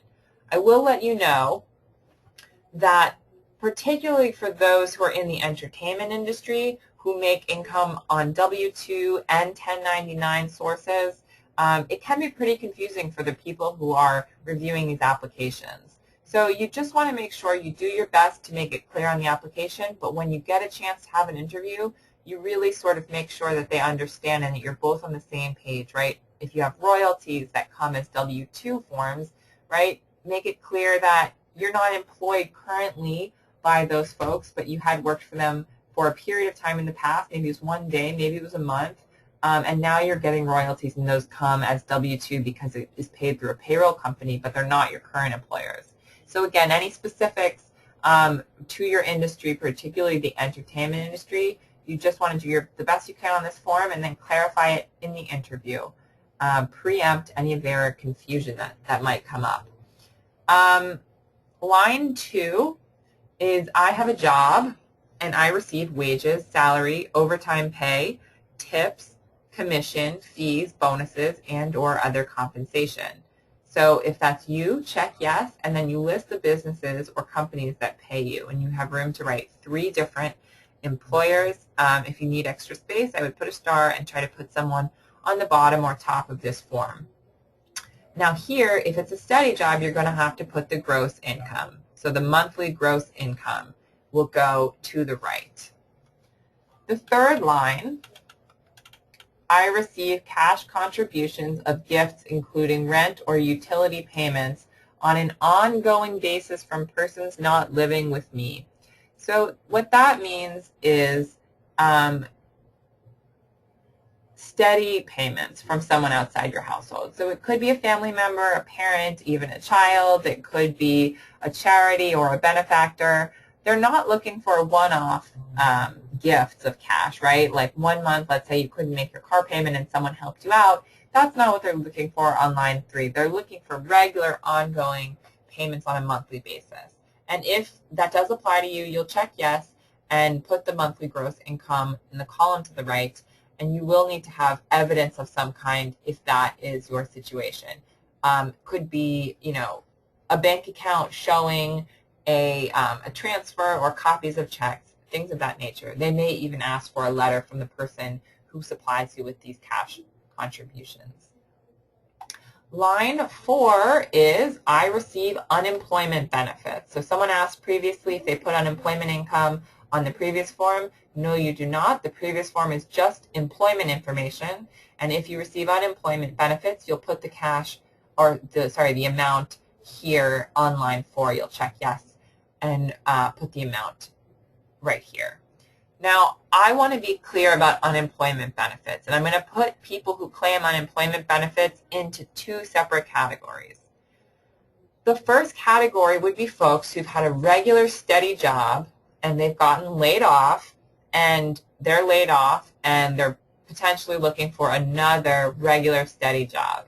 So that category is going to be what the person reviewing your application is probably going to assume would be the case if you check yes. But a lot of us know that that's not always the case. There's some industries, the entertainment industry being one of them, other one being the construction industry, for example, where people cycle on and off unemployment as part of the nature of the business, right? You have short-term temporary work, and then you can go on unemployment for a week or a period of a few weeks when you're not working, and those unemployment benefits will vary over the course of the year, depending on the jobs that you worked immediately prior to claiming unemployment. So that's what I'm going to describe as the second category of people claiming unemployment. And that's going to be probably, if that describes your situation, that's not going to be what the person reviewing your application would expect if you check yes. Still check yes and still put the information in here, but just know that in the interview you're going to need to be super clear about the nature of the industry you work in and how it affects your income, particularly regarding employment and unemployment. Now, again, if the amount of the unemployment benefits that you collect vary, you want to do the same thing that I recommended you do for line 1 for self-employment income. You want to take a monthly average looking back over time, right? You don't want to write in the amount of unemployment that you're claiming right now if, for example, that's particularly high for you. You don't want to put in a number that's high and then also, go up to your self-employment income and put in, the highest month of earnings you've ever had.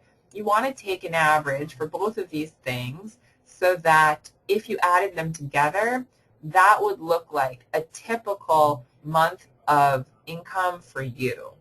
Remember, they're going to be adding all these boxes together on the right-hand side, and they're going to say, well, that looks like what this person makes in a month. So make sure that it's truly representative of your situation. And then once you get to the interview, you need to clarify, clarify, clarify. I see a question that says, will being on unemployment ultimately disqualify one? And the answer is no. It's factored into your income as any other source of income on this form, and they're going to look at it as a whole picture. You just need to be within the income guidelines, which were laid out at the beginning of the presentation. Moving on to line 5, I receive Veterans Administration, GI Bill, or National Guard military benefits. Okay, so if that's you, you check yes and you put the gross amount to the right. The next line 6 is periodic Social Security payments. I want to be clear about this. Periodic means regular monthly payments. So sometimes folks will get a lump sum Social Security payment. Maybe it's because they were owed back payments. They're not looking for the lump sum amounts. They're just looking for whatever that regular monthly payment is. And also, to be clear, they're looking at the gross Social Security payment. Okay? So you'll put that all the way to the right if that applies. Line 7, the household receives unearned income from family members age 17 or under. So this isn't like a summer job or a part-time job, but this is if the child is entitled to Social Security or if they receive trust fund disbursements, anything that's not earned income. Line 8 is supplemental security income, otherwise known as SSI.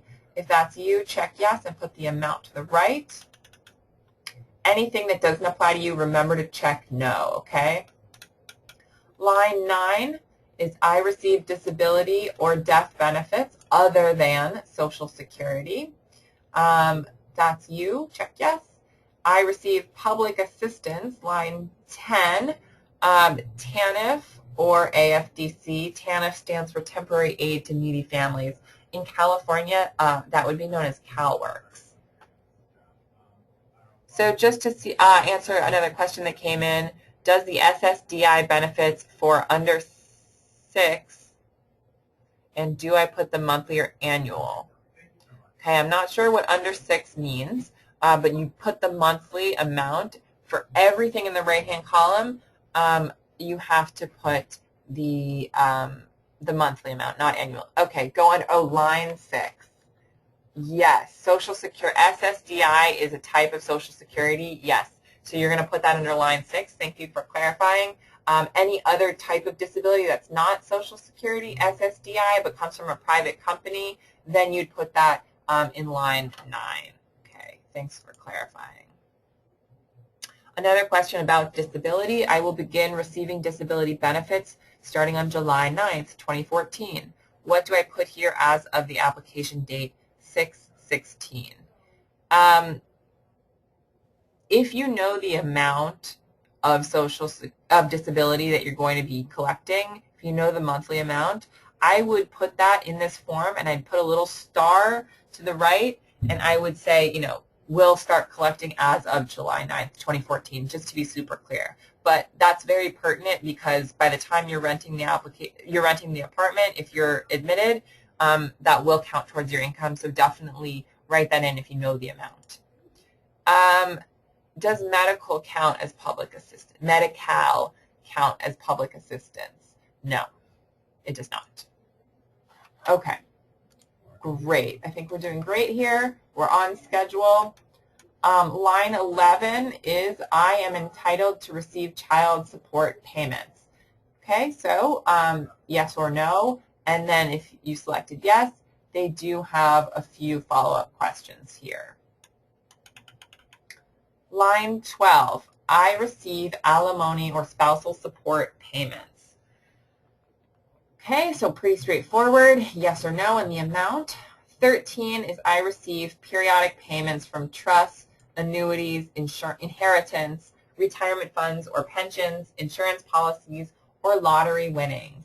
So again, there's that phrase periodic payments, and what they mean by periodic payments is a regular monthly payment. So not a lump sum. If you ever had an inheritance and you made a couple $1,000s at one time, they're not looking for that. They're looking for something that's paid to you on an ongoing, regular basis.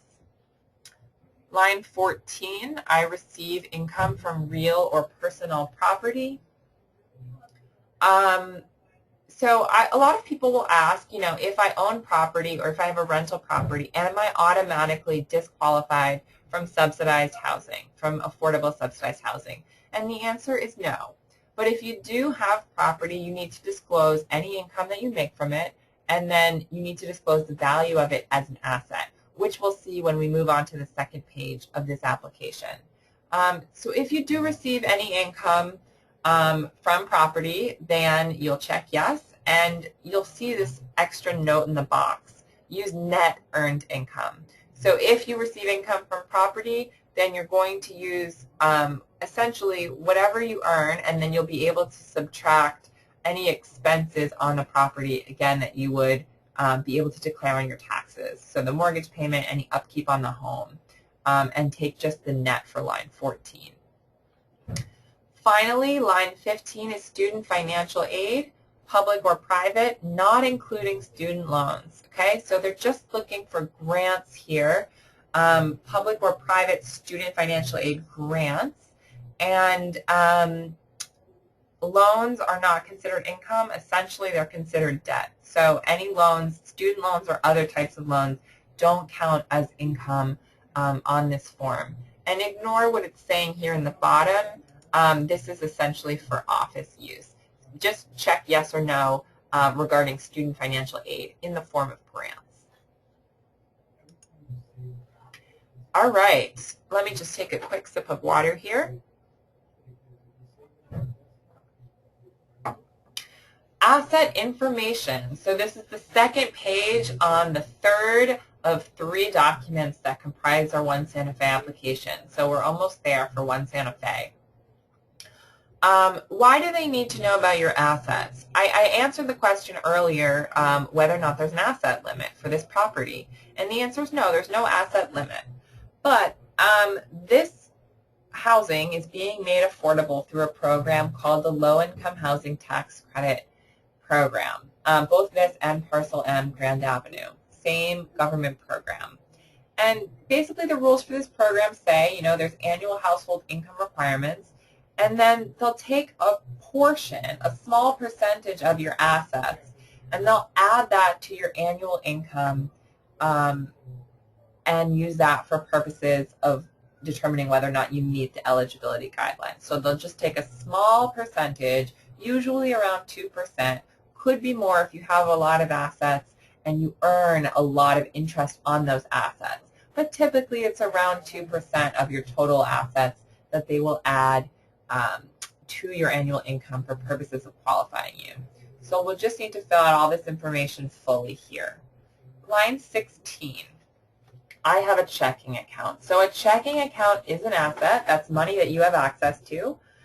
So if you have a checking account, then you're going to have to list the bank and account numbers. Now, you do have to list the full account number here because they're going to verify the amounts that you write. Now, they understand that the amounts in your checking account, right, vary over time. So I would say put the cash value here, whatever it is the day before you submit the application, the day before June 16th. And the interest rate, if you are lucky enough to get interest on a checking account, congratulations, you put that in here. If you get no interest, you put 0%. And going back here to cash value, I'll just let you know that the types of documents that they're going to request once you get to the interview phase would be 6 months of bank statements. So you just write the current cash value here, but then they'll verify all the prior months, prior 6 months, when you get to the interview phase if it looks like you qualify otherwise. Line 17 is a savings account, so you have to put the banks and the full account numbers here, any interest that you get on the savings account, and the cash value. Same thing, they'll ask for the last 6 months once you get to the interview phase. Line 18 is revocable trust, so that's a trust that you have access to.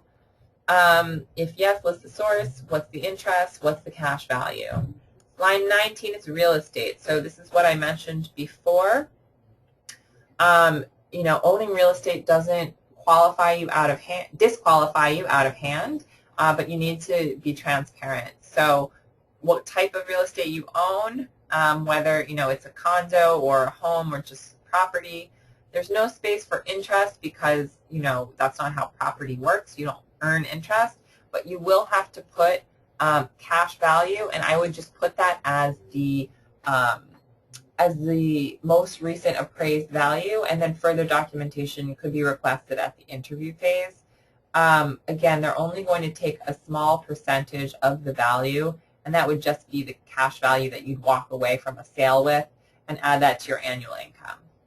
I see a question that says, if I mark no on any of these items, must I write NA in those boxes?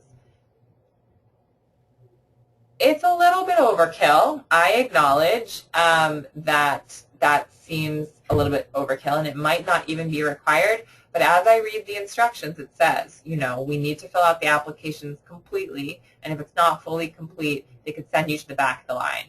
To me, that's a scary enough prospect that I would just be safe, and I would put NA anywhere that you're not filling in an answer. Call me crazy, but I think it's better to be safe than sorry in these circumstances.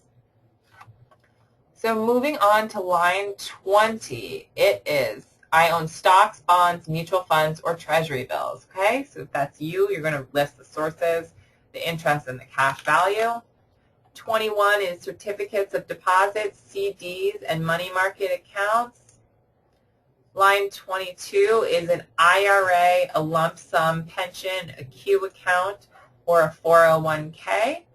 Put interest earned and cash values.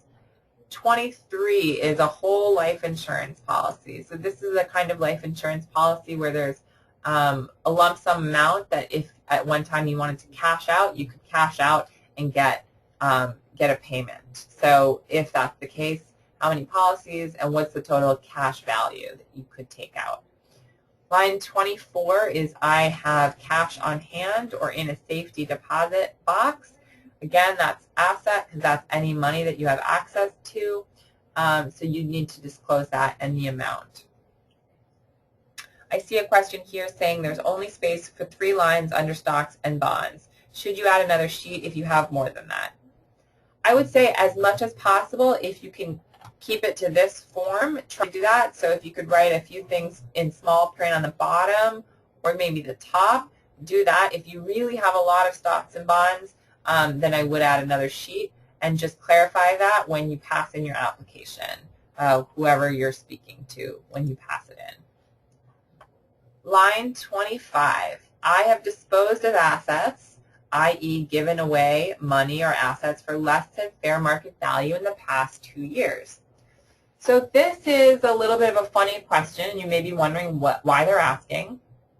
But essentially, they're, for purposes of eligibility, we're looking at household income, but they're also trying to screen out people who really may not have a continuing need for subsidized affordable housing. So let's say, for example, that you had a few $1 million homes and a yacht, and you gave those away to a child or to a friend the year before you applied to subsidized housing, right?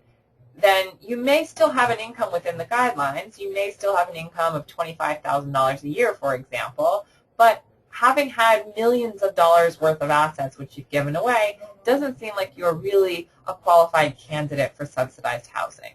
So that's what they're trying to get at here with question number 25.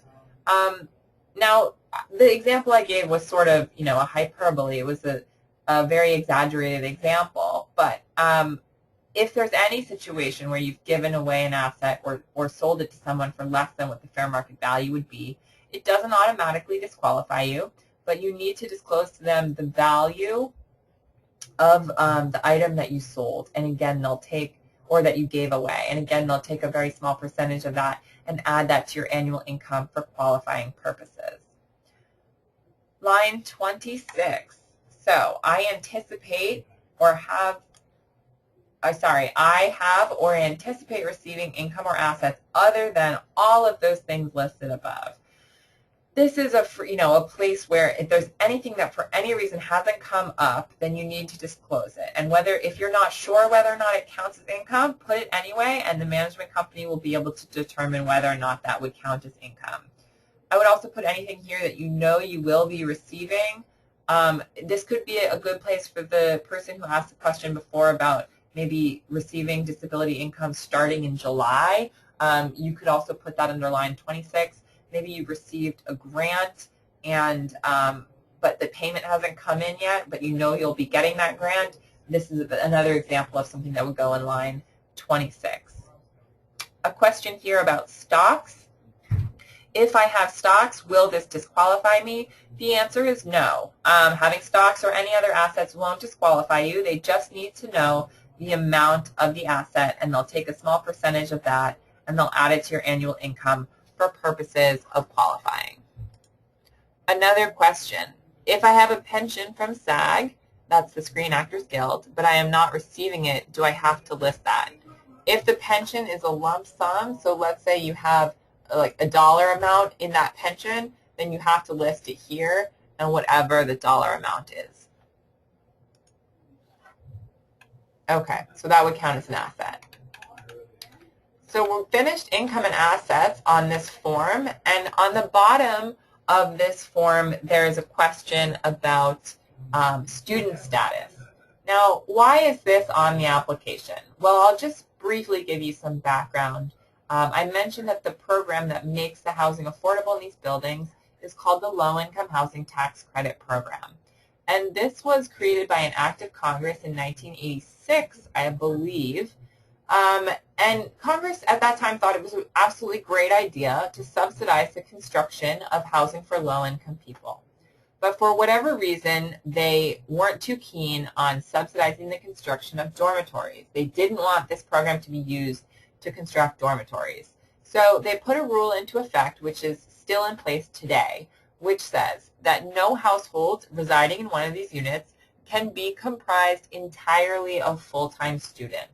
Now, that doesn't mean that a full-time student can't live in one of these units, but the entire household cannot consist of people who are full-time students. Now, full-time is defined by someone who has been in school for 5 or more months out of the year.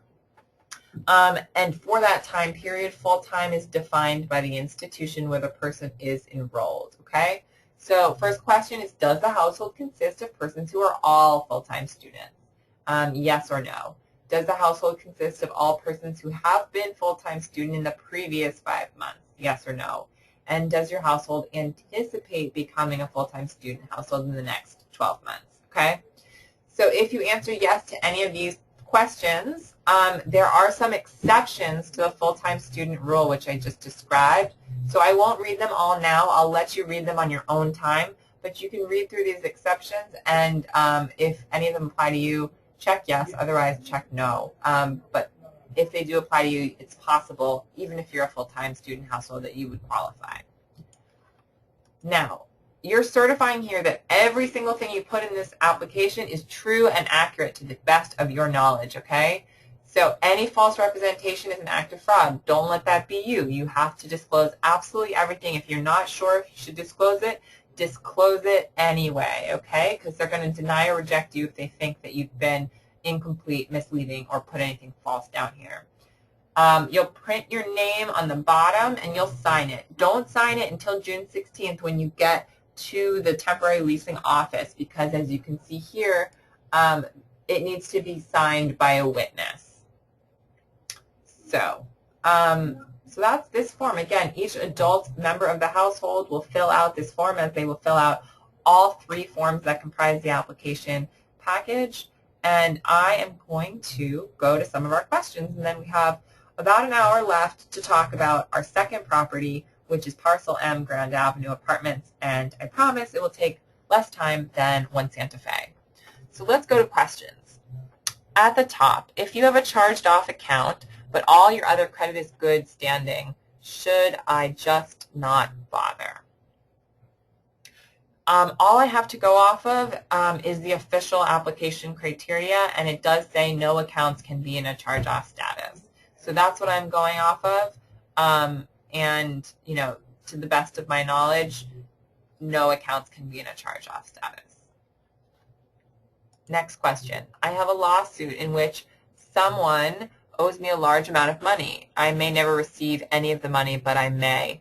I would put that, again, if you're not sure about something, whether or not it counts, I would put that under line 26, right? I anticipate, and then write a note to say, you know, this is the circumstance. Lawsuit may or may not be claimed.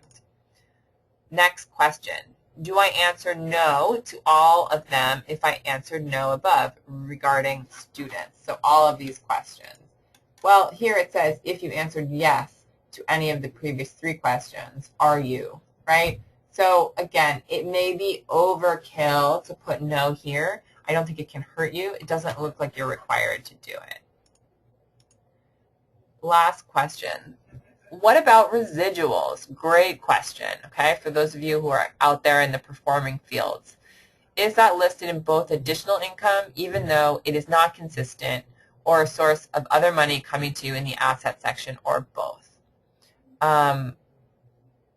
So what I would, you know, if you've been receiving residuals, you know, over the past, we know that, you know, it's not a consistent source of income, but if you have been receiving it, you know, at least every year, there's a couple of ways you can do it. I would say you could add it in to your self-employment income, right, if it's in the same field. So if your self-employment is in the field of acting, then your residuals and, you know, the work that you do on a regular basis is all sort of comprising your work in that field.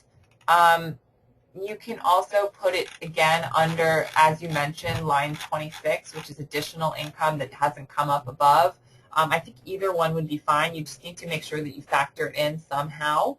And this is the perfect thing that needs to be clarified in an interview setting because, again, these forms were not created for, you know, freelance people, for artists, for performers, for people in the entertainment industry in mind. These forms, you know, bureaucracy is not perfect, and these forms were really put together anticipating a different set of circumstances. So, you know, put residuals in wherever you can, line 1 or line 26, and then make sure once you get to the interview that you super, double, and triple clarify the fact that you receive residuals, the fact that, you know, it's not a consistent basis, and then just provide all the documentation you can of all the residuals you've received over the past 2 years.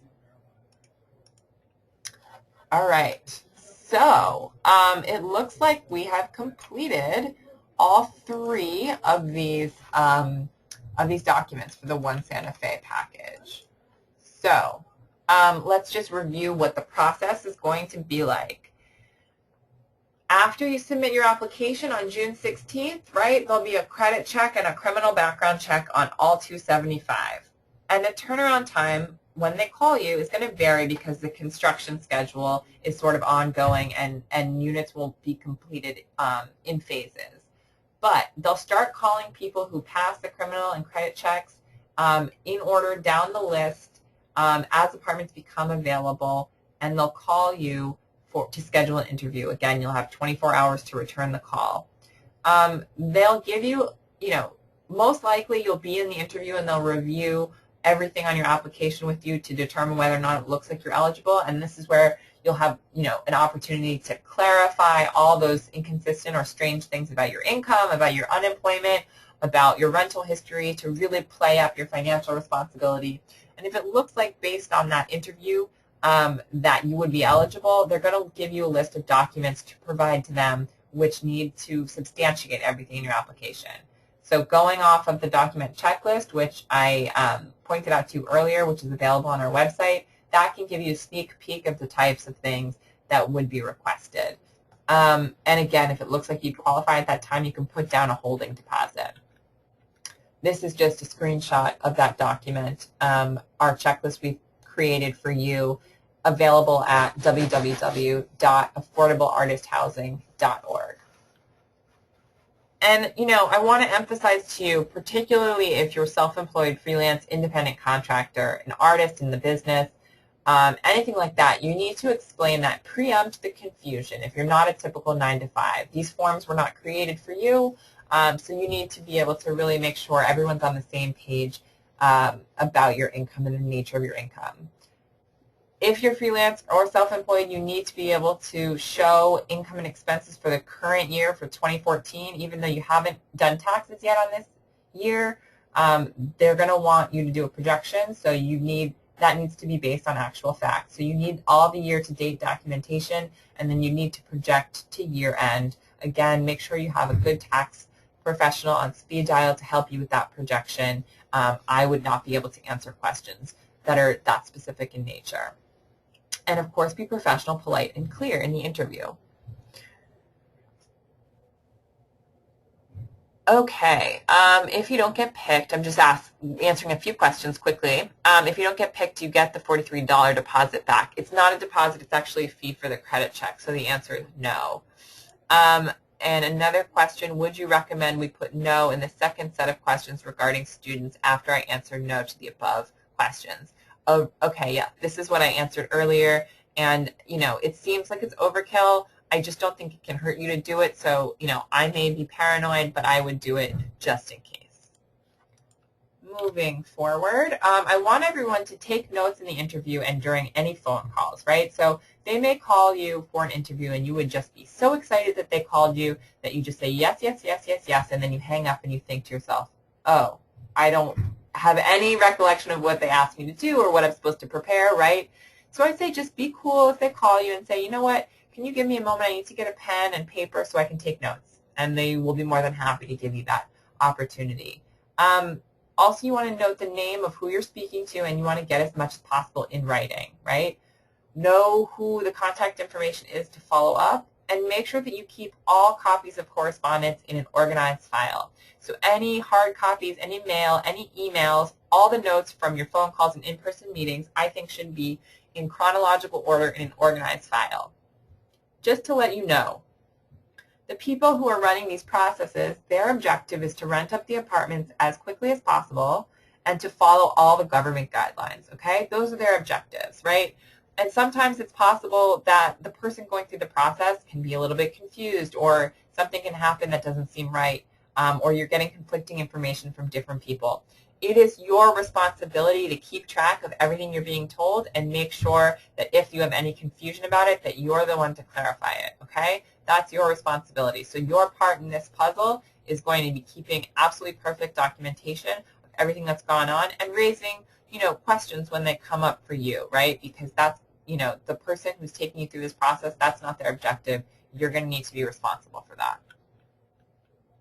I already explained this about the deposit. Once you put down the holding deposit, your tenancy is contingent upon them obtaining the right documents on that list and making sure that those documents substantiate what's on the application and really do certify that you are eligible.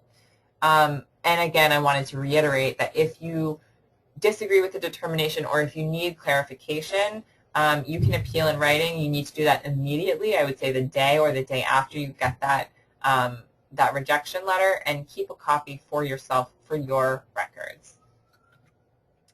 moving on. So we're talking about our second building now, which is Parcel M Grand Avenue Apartments. This is right in downtown Los Angeles. You can see this rendering to the side here. This is going to be the new Broad Museum, which is currently under construction and set to open at the end of the year.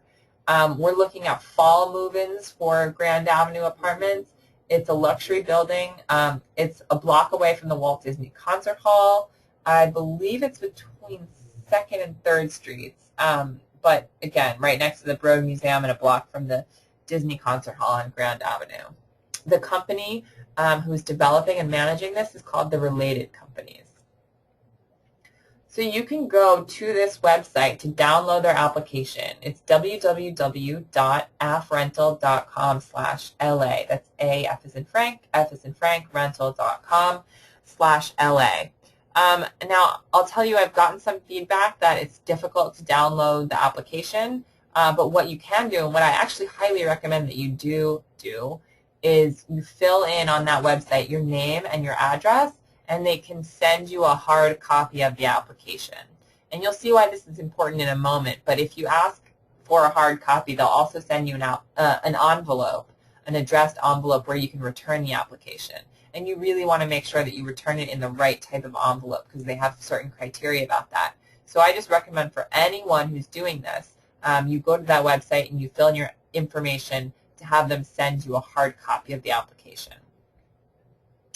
Now this is going to be a luxury building, as I mentioned, and 55 of the units are going to be affordable to low-income households who qualify.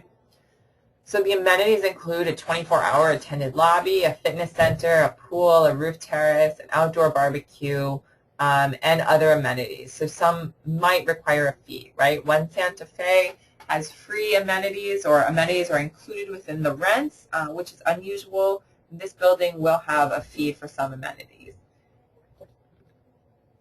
Here is the income qualifications for the affordable units at Parcel M Grand Avenue.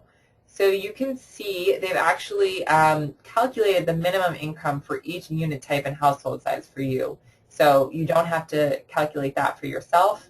I'll just read it. For example, for a studio apartment, right, there's 2 different income categories. For One Santa Fe, we had 50% AMI and 45% AMI. Here in this building, we have 50% AMI and 40% AMI, so a slightly lower income target. So for a studio apartment, for one person in the 40% AMI target, the minimum income is $15,957 a year, and the maximum income is $22,840 a year. So just, to talk about maximum incomes, if you have $22,840 a year, you would qualify. If you have $22,841 a year, you would not qualify. So they're very strict on the maximum income criteria. That is what's set by the federal government, and if they go over that, then the building loses the subsidy. So it's very important that they have all applicants and all accepted tenants are within that maximum income criteria. The rent for a studio apartment at the 40% AMI category is $545. And you see that same asterisk that we saw under One Santa Fe, right? Rent and income is subject to change based on new HUD income limits being issued prior to income certification. So HUD, as I described, every year they measure the area median income. In your case, it's for Los Angeles County, and they set new income and rent guidelines for subsidized housing programs. So if this goes into 2015, these limits will likely change. I'll just read for a studio apartment for 50% AMI category, right? For one person, the minimum income is $19,926 and the maximum income is $28,550. All of this information is also available on the cover sheet of the application, so I'll let you look at it in your own time. I see a question which says, can you pick which AMI category you apply for? It's a good question because there is some overlap between the categories, right? Let's say you make $22,000, for example, and you're a single person and you're applying for a studio. You might qualify both for the 40% and the 50% AMI category. but you cannot select which one you are applying for. They are just going to determine based on your application and based on what's available at that time what apartment you would be considered for. So as you can see, there aren't very many apartments at the 40% AMI category. So there's 3 studios, 5 one-bedrooms, and 1 two-bedroom for a total of 9 at that lower income category. And then there's 12 studios, 23 one-bedrooms, and 11 two-bedrooms at the higher 50% AMI category. So there's a total of 55 units of affordable housing in this building. So this is, actually, I'm going to bring up the PDF document for the Parcel M Grand Avenue application so that you can see where this all falls in that document. And I'm just going to move it over here, this screen. Okay, so you can see here, again, they have all of these household sizes, rents, and income limits.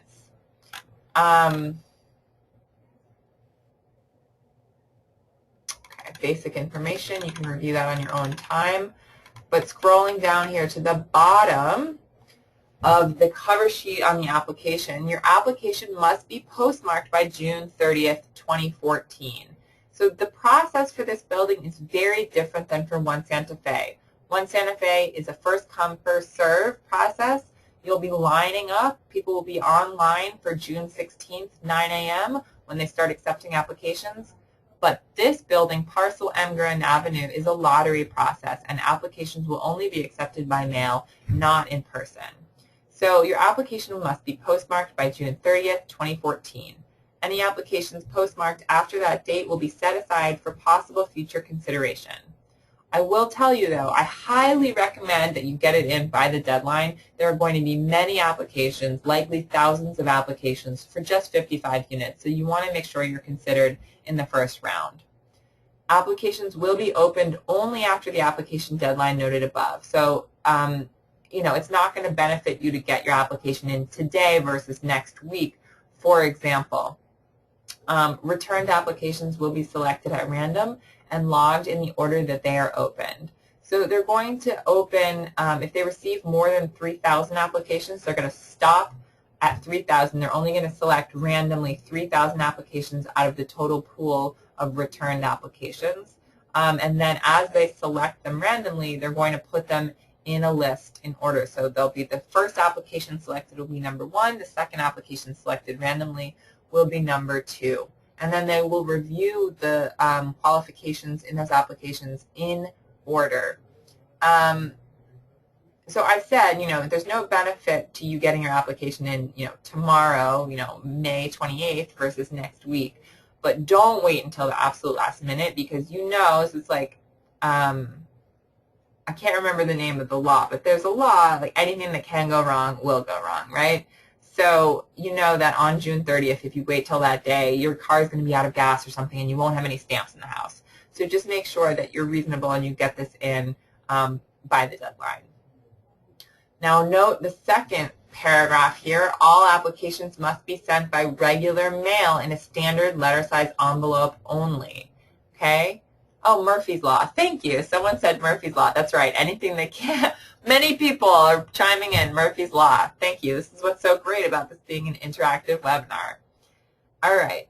So you'll send in all your applications in a standard size envelope only. And this is why it would probably be helpful for you to go to that website and type in your address so that they can send you an application with a pre-addressed envelope, okay? They will not accept priority certified or registered mail. They will not accept FedEx or UPS or anything like that.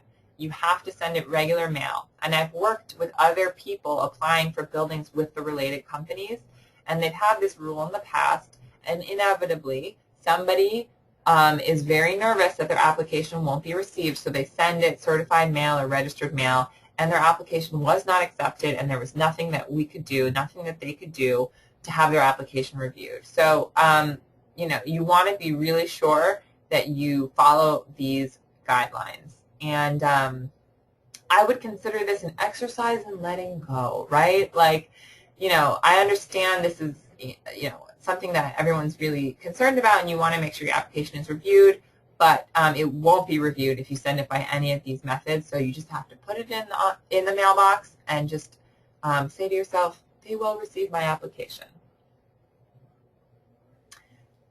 Okay, so please do not mail more than one application. This is really important, and this is different than One Santa Fe, okay? So One Santa Fe, each adult household member had to fill out a separate application, a separate document for each of the 3 documents that comprise the package. This is different. There's just one document and only one per household. So even if you have 3 adults in your household, you're only going to fill out one application. If they receive more than one application, all the applicants will be disqualified, okay? So make sure you really pay attention to this. Same rule, again, below, if the applicant willfully submits false information, misrepresentation, or incomplete information, his or her application will be rejected, okay? Please make sure the head of household has filled out the entire application as completely and accurately as possible. You have to sign it. If you don't sign it, it's not going to be considered a valid application, and you have to send it to this address. Again, if you put your address into the website, they'll send you an addressed envelope, but it's Parcel M, 4470 West Sunset Boulevard, Suite 107, Box number 115, Los Angeles, California, 90027. Now, just to be super clear, this is the address where you have to send your application. It's not the address of the building itself. So that's the cover sheet, and we are going to now move into the body of the application. So this is the first page of the application. The upper right-hand corner is for management use only, so you don't need to fill anything out there. You do need to fill out below. The head of household is going to put their name right here, your address, including your apartment number, the city and state, and the zip code, and all of your contact information here. If you can't decide who to put as the head of household, I would put the adult in the household who will be most responsible to pay the rent, all right? Now here you have to check what size unit you would want to be considered for, and you would check whichever one you're eligible for that you would consider living in. So it's possible you'd be eligible for a studio and a 1-bedroom. If that's the case, and you would consider living in both, then check both. Please indicate here if any of the below apply to your household. I'm not going to read all of these. They're pretty self-explanatory, but if any of them do apply to you, then check the appropriate box. Scrolling down, we have housing status, okay? So you put above your current address, and then here they're asking you just for the name and address of your present landlord, right? And also your managing agent. So some of us don't always know the difference between our landlord and our managing agent, but you have about a month to do this application, so I would say take whatever contact information you have, whatever phone number you have, wherever you pay your rent, call them and just ask for some more clarification about the landlord versus managing agent. And if you can't straighten it out, I wouldn't lose any sleep over it. It's something that can be straightened out in the interview process. Just put the most complete information that you have for your landlord or managing agent, whoever you pay rent to. Below, we have a few questions that are all pretty self-explanatory about your apartment lease, who you pay rent to, how much you pay rent, whether or not you currently have a Section 8 voucher or live in a Section 8 apartment. Any of these questions, right? These are pretty self-explanatory. And below, this is the bottom of the first page of the application, it asks you to list your prior landlord information if you've lived at your current address for less than 5 years. So the last application we looked at for One Santa Fe was 2 years. They were looking for 2 years of rental history at least. Here, they need 5 years at least. So go back to your files if you've been living at your apartment for less than 5 years or your home for less than 5 years and get your previous landlord's information. Fill out completely this section. So next page starts with household information. So line 1, you're going to put the full name of the head of household. That's whoever is filling out this application, whoever would be most responsible for the rent. You'll put sex, birth date, social security number, and driver's license number. Social security number. Now, on the last application, I told you that you had to fill that out completely. because every application that will be accepted for One Santa Fe is going to be reviewed. So this is a different situation. This is a lottery. Not every application that gets sent in is going to be reviewed or even opened. So you want to, you know, if you want to be safe and protect your identity here, I would just put the last 4 digits of your Social Security number. Not that I think there's going to be an issue. Related is a very reputable management company, and they follow really good practices with their documents. But just to be super careful, you don't need to put your full Social Security number, right? Just put what's the last 4 digits. Just going to address a question here quickly. Someone is not currently in a rental unit, but the household expenses are not affordable following death of father. To be honest, I'm not sure entirely what this question is asking, but whoever, if it's a mortgage payment that you have to pay, then you'll just put your monthly mortgage payment, right? So if it says monthly rent, but you don't pay rent, then just put mortgage payment, cross that out, write mortgage payment. Next question. Sorry if I missed this, but do we need to continue to write NA in boxes on the Parcel M application as well?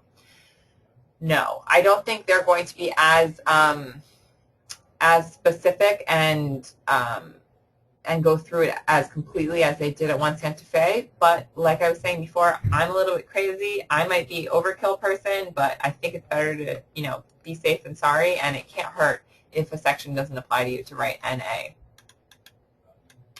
All right, so let's move on. We were at household information. So head of household name will go in line 1, and then any other household members will go below, whether they are adults or minors, okay? Now this section is income from employment. So you're going to list all full or part-time employment for all household members, right? Anyone who is making income from employment. It says, please include self-employment gross earnings and net taxable income. So as we discussed before, if you're self-employed, you're going to just get that net taxable income, which would be your gross income minus any business expenses, which you would deduct on your taxes, usually on a Schedule C attached to your tax return. Even though it says gross earnings right here, which I'm highlighting, even though it says gross earnings, if you put self-employment in one of these rows, right here you're just going to want to put the net income, okay? They're looking for net income for self-employment only. All other types of income, they're looking for gross. You do have the option here to write any payment period that makes sense for you. So let's say you have a steady job and you're paid every 2 weeks, then you can write per 2 weeks. Or let's say you're paid annually, you can write per year. Whatever makes sense for you. I would still go with my original recommendation for self-employment income, which is to look back over history, maybe 6 months, a year, 2 years, and put an average monthly income, average monthly net income for self-employment. If you're paid hourly, then you're going to put your hourly rate here and the number of hours that you work per week. If the number of hours that you work varies, again, take an average, what you typically work in a week, and put that here. So you'll put self-employment information here, occupation, whatever the nature of your self-employment is. If you're self-employed, you put self in this box, name and address of employer, length of employment, the length of time that you've been self-employed in that capacity. And then any other steady jobs, you'll put the employer's information here as well, and the gross income for steady work. So this is just income from employment in this chart, and there's room for 4 different jobs. You do have to include income for all household members, so if you need extra room, I would put a star and try to put something on the bottom or the top of this application. I just am going to address a couple questions here. Someone asked where they can access the recording of this session, and you can access it at www.affordableartisthousing.org. We're going to try to post this tomorrow, but just be patient with us because it's the first time we're doing a webinar. So hopefully it'll be up tomorrow. If not, it'll be up as soon as we can get to it. And the next question is, do I need to list each payroll if I am self-employed? Right, so this is going back to the nature of self-employment where maybe you receive W-2 income and you're paid through a lot of different payroll companies. what I would do is I would not list each separately. I would put that you're self-employed. Let's say you're an actor. I'd put actor under occupation, and I would take an average earning, a monthly average of all of your earnings in that self-employment category. And then again, this is something that would be clarified at the interview. You're going to need it to bring in documentation of all of those W-2s and of all of those check stubs or direct deposit that have been made into your account. But yes, you don't need to put each of those separately on the application. Another question, which I answered previously, but I'll answer one more time. You have to be an artist to qualify for the affordable housing. The answer is no. Both of these buildings we are talking about are available to the general public, but as an organization, we have a mission to reach out to artists and to make sure artists are prepared to enter the tenant selection process. Next question, if I'm an actor, what do I put under name and address of employer? I would put self, and I put your own address, whatever you use as a business address. Okay, so that's this chart, the income from employment chart. Below that is income from other sources. So any other income that you make not from employment is going to go in this chart. That would be Social Security, SSI, any welfare, CalWORKs, pension, disability, other things of that nature. I'll let you read all of the examples, but any other income that you receive, grants, recurring monthly contributions from someone outside your household, and particularly unemployment income is going to go here. Same advice that I gave you before about unemployment income.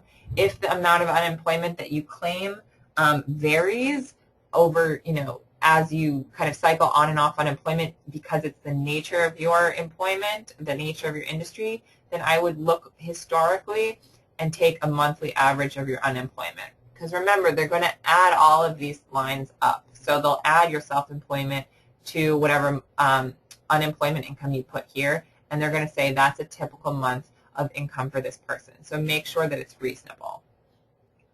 I'm going to go to some questions. Does other income include inherited funds?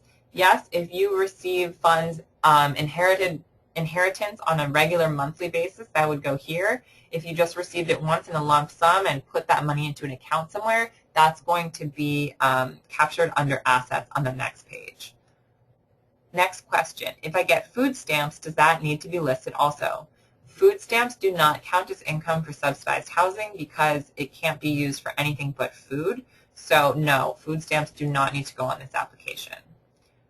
What is the address of this apartment? I do not know if there's a formal address yet, but it's on Grand Avenue, right next to the new Broad Museum, downtown LA. Next question, do IRAs go here too? The answer is, well, it depends. If you receive a regular monthly payment from your IRA, if you're like getting a distribution on a regular basis, then yes, that would go under income from other sources. But if you're not yet collecting any distributions, or if you've only collected, one lump sum or a few lump sums here and there to get you through some tough times, then no, that would the IRA would be captured on the next page under assets. So that's a good segue to the next page, assets. So it's the same reason as we discussed before in the last application. You're going to need to give them information about your assets, and they're going to take a small percentage of that and add it to your household's annual income for purposes of qualifying you. So your checking account, you can put the name of the bank, the address of the bank, account number, same as for your Social Security number. You only need to put the last 4 digits on this application as opposed to one Santa Fe where you did have to put the full account number. The reason is, again, they're not going to open or review all applications, so you don't need to provide that kind of sensitive information here. But if your application is selected and you get to the interview process, then you will need to provide more complete information at the interview. So I'll let you guys take a look at this, but you'll need to fill in checking accounts, savings, money market accounts, any stocks and bonds, savings or bonds for the entire household. If you need extra room, again, I would put a star and try to put something on the bottom or the top. Questions here about real estate. Again, owning real estate does not automatically disqualify you, but you need to disclose that you do own it and what the current value is, which would be the most recent appraised value. And then even if you don't own real estate currently, if you ever have owned real estate in the past, you need to check yes and let them know how much you sold it and when you sold it. And then the same question here as we had previously about whether or not you've disposed of any assets over the past 2 years, right? They're just trying to get at those folks who had millions of dollars in assets or a lot of assets and just gave it away to be eligible. So again, it doesn't automatically disqualify you. They'll take a small percentage of that value and they'll add it to your annual income. I'm going to answer a question right now. I just want to confirm that there's no percentage of monthly rent that your income needs to meet. So far, I understand that the minimal annual income covers that. Exactly, right. So when you look at the first page of the application, there's a minimum and maximum income amount. As long as you fall within those guidelines, then yes, you would qualify. And as long as you go through the rest of this process and qualify under the specific guidelines of this building. Now, Parcel M isn't laying out their criteria as specifically as One Santa Fe did, but they do still have, their own criteria, and they will be assessing your credit and your rental history and your financial history as well. So educational background, this next section is addressing that full-time student rule that I referred to previously. So it's a little misleading. They really don't care about what level of education you've completed, but what I'm highlighting here is that it says complete only for those adult household members who are currently or plan to attend school.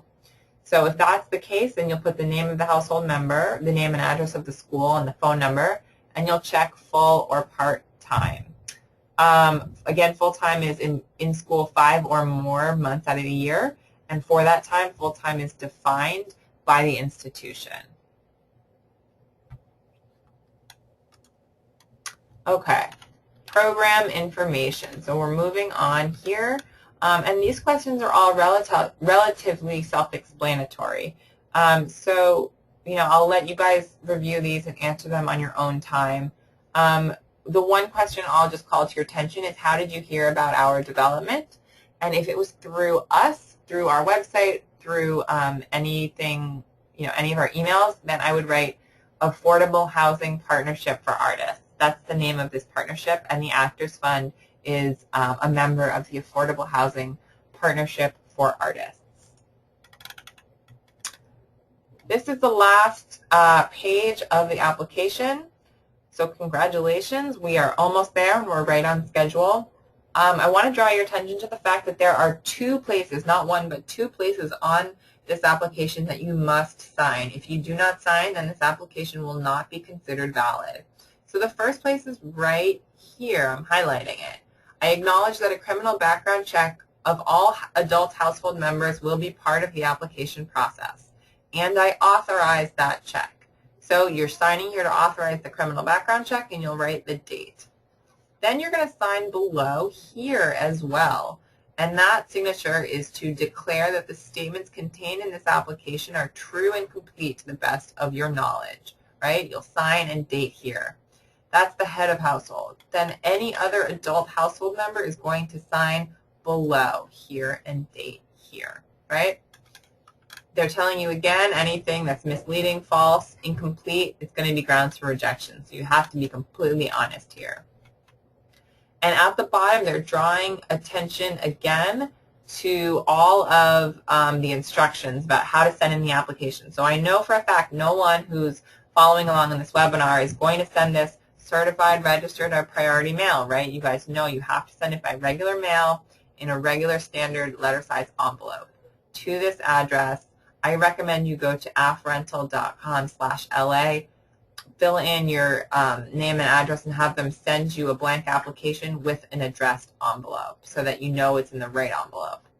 I'll also draw your attention here because some people have misunderstood this statement.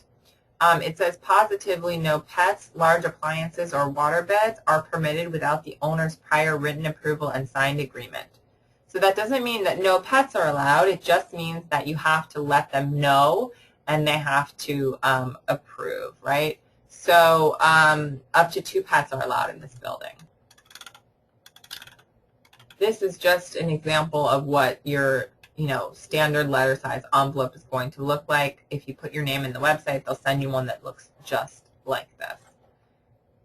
So we have a few more things to cover before we get to the end here. A lot of it's going to be review.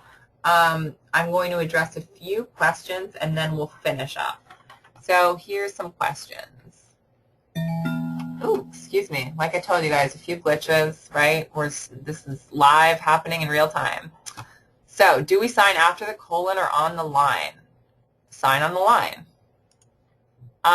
Sorry if I missed this, but is there an application fee for the Parcel M application?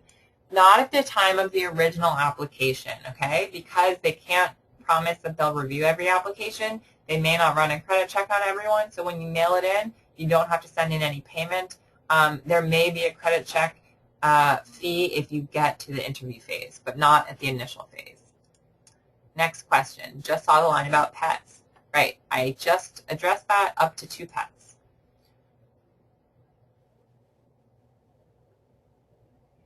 Okay, I have a Roth IRA that has some funds in stocks. Where do I put that on this app, and do I need to break down the stocks since I haven't cashed it out yet? So you're going to put it under assets, under IRA. Oops, sorry. Going back here. Anything that you have, oh, you're right, they don't have a specific thing for IRA, so I'd put stocks and bonds, right, and you can just cross this out and write IRA and just be super clear about that. Okay, next question.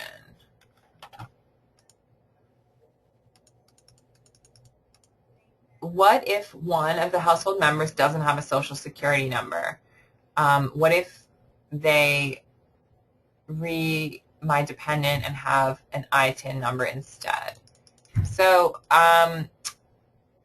yes, again, you don't need to put the full Social Security number at the time of the original application. You'll just need to supply that once you get to the interview stage. You can just put the last 4 digits for now. From my understanding, an ITIN number should be fine. As long as you're in this country illegally. There may be some other qualifications about residency, but that will be addressed at the interview phase. Final question. As an artist, my income last year is just over the maximum, and this year is much lower. Will they be able to look past last year's income? So unfortunately, there's not a very straightforward answer to that question. They're going to be pretty strict about maximum income requirements. And so if it looks like, your projection for this year's income is under, but last year's income was over, and you still have the same earning potential this year, it's possible that they could look at that, self-employment income and say, it looks like it's just too risky that you could go over the maximum income limit this year. It's not a guarantee. Particularly if there's been a very significant event in your life, if you've become disabled, for example, that really clearly proves that your earning potential is lower this year, they might consider that. But, they're going to be pretty sensitive about the maximum income limits. Next question. Sorry, but in the One Santa Fe application, who do we make the money order out to? Okay, that is One Santa Fe.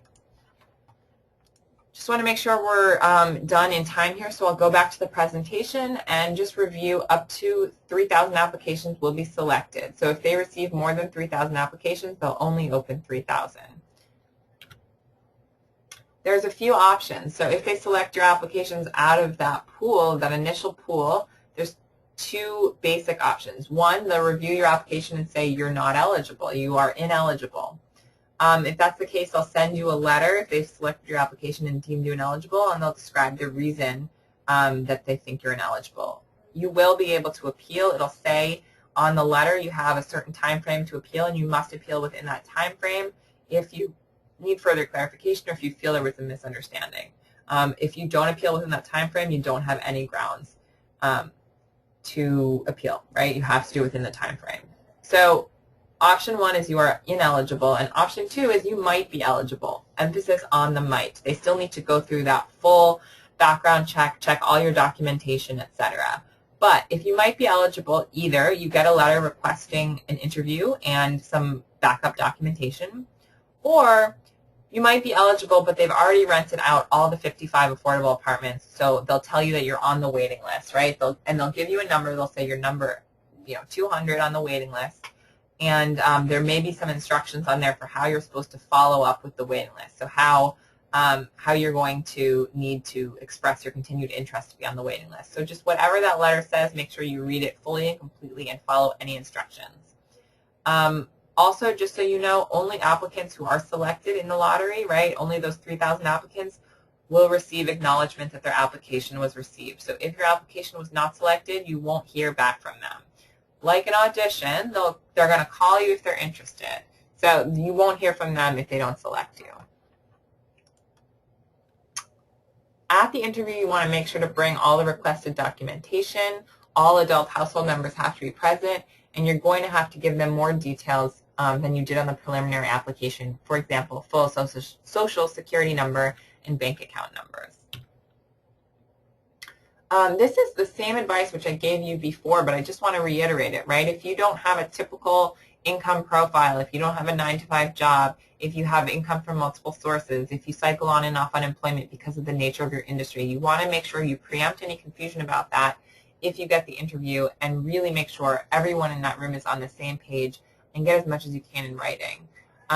If you are freelance or self-employed, you're going to need to show documentation of income and expenses for the current year, for 2014, and project to the year end.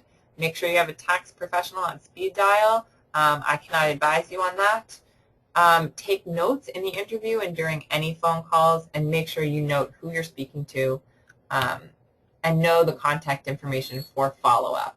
You'll keep all copies of correspondence in chronological order in an organized file along with your notes from phone calls and meetings. And again, appeal in writing if you disagree with the determination or need clarification. But it must be within the time frame that's specified on your letter. Here's some common pitfalls. As I said to you, these are going to feel like repetitive at this point, but it's only because I really want to hammer these points home. I've seen a lot of people meet these, have these same problems come up again and again. And I just want to make sure that everyone that's following along on this webinar and who's attended one of our workshops doesn't fall prey to these common pitfalls. So the first is not following up in a timely manner. It's absolutely critical. So you have to set up the interview within the time frame specified. You have to provide the requested documentation within the time frame specified. We have that list of preliminary documentation for you to look at now and make sure you know how to obtain everything on that list that pertains to you. And finally, not appealing the decision within the specified time frame. If you go past that deadline, then you have no recourse. You can't leave any sections of the application blank, as we talked about for One Santa Fe. That's particularly crucial. If you're freelance, you must have documentation of current year's income in order. Okay, so I did harp on that one a lot, but I just want to make sure you guys have that. And then all adult household members have to show up for the interview, and for One Santa Fe, they all need to be there to drop off the application as well, with their IDs, with their certified checks and money order for each adult in the amount of $43, and each adult needs to have all three. The next point is a little bit abstract, but I just want to make sure that I cover it because I see this happen with a lot of folks. This process, I will acknowledge, is frustrating. It feels burdensome, it feels invasive, it feels bureaucratic, it feels stressful, and it's not ideal. A lot of systems in our society are not ideal, and particularly if you're an artist or you're self-employed, it's really not set up with you in mind, right? But a lot of us can spend energy struggling against that process, wishing it was different, feeling frustrated, and in those cases, it's energy wasted that should be going towards understanding the process and making sure that you need to do whatever you have to do to move through the process, right? You want to keep your eye on the prize, which is a subsidized apartment in a beautiful luxury building. So make sure that you're spending your energy wisely where it's going to help you.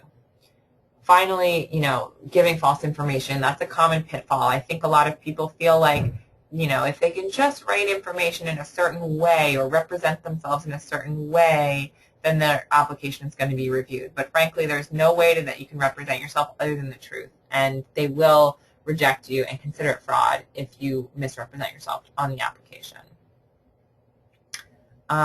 Just review, because they're different, but I know we've covered it many times already. For One Santa Fe, there's one application per adult, and you have to submit in person. That's recommended, highly recommended. June 16th, 9 a.m. is when they will start accepting applications. And Parcel M Grand Avenue is only one application per household.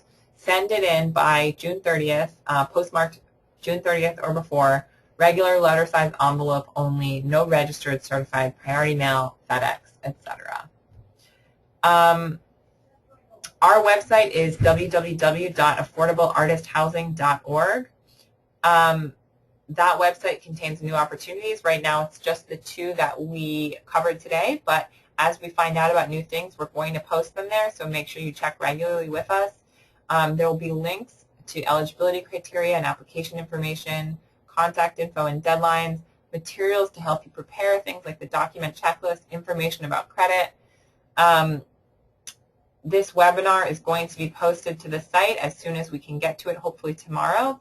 There's also a frequently asked questions document. So it's a really important place and a great place for you to check. If you have questions, download that and review it before you contact us with your question, because it might be covered there. And I do want to let everyone know that today is May 27th. I'm Rebecca Sauer, and I am going to be unreachable and out of town starting on Thursday, and won't be back until June 16th. So that's why we're doing the webinar. That's why we have a frequently asked questions document. So just want to make sure that everyone's aware of that. And we have about 5 more minutes, so I'm just going to address some of our final questions. But before I do, I want to reiterate that we are going to be sending out surveys, and it would be so helpful to us if you answer that information. That's what's going to help keep funding going for these resources, webinars, website, and keep this stuff free and accessible to you. And also, I just want to applaud everyone for taking this step, for educating yourself. I know it's a lot of information. I know it's a little overwhelming. But the Actors Fund and others in the partnership have been working on this stuff for a long time, and we have seen folks go through this process and get apartments this way. So it's possible it could happen to you. Now let me look at the questions. So if you are selected, how long after June 30th will you hear from them? Again, that is going to vary based on the construction schedule. They are expecting to start contacting people later on in the summer, but you could hear from them later than that. If we are not chosen for either of these 2 apartments, how soon will it be for other opportunities? That's something that, you know, we're going to get that information as it becomes available, and we don't know at this time what else is going to be available, but as soon as we do, we'll post it. Next question, how long after the application deadline does the interview usually get scheduled? Same answer, it really varies. I can't give you a hard answer right now. Construction schedules in particular vary. Depends on how many people before you were selected in the lottery. So that is not one answer. Next question. This is a common question. Who should the check be made out to for One Santa Fe? And the answer is One Santa Fe. Next question, does your site ever post new housing opportunities in San Diego County? The answer is right now we're focused on Los Angeles. We may in the future expand to other areas, but right now and for the short-term future, it's just LA County. Next question, only 55 affordable units are available through the program, but how many units in total are at Parcel M? So 20% of the building is affordable.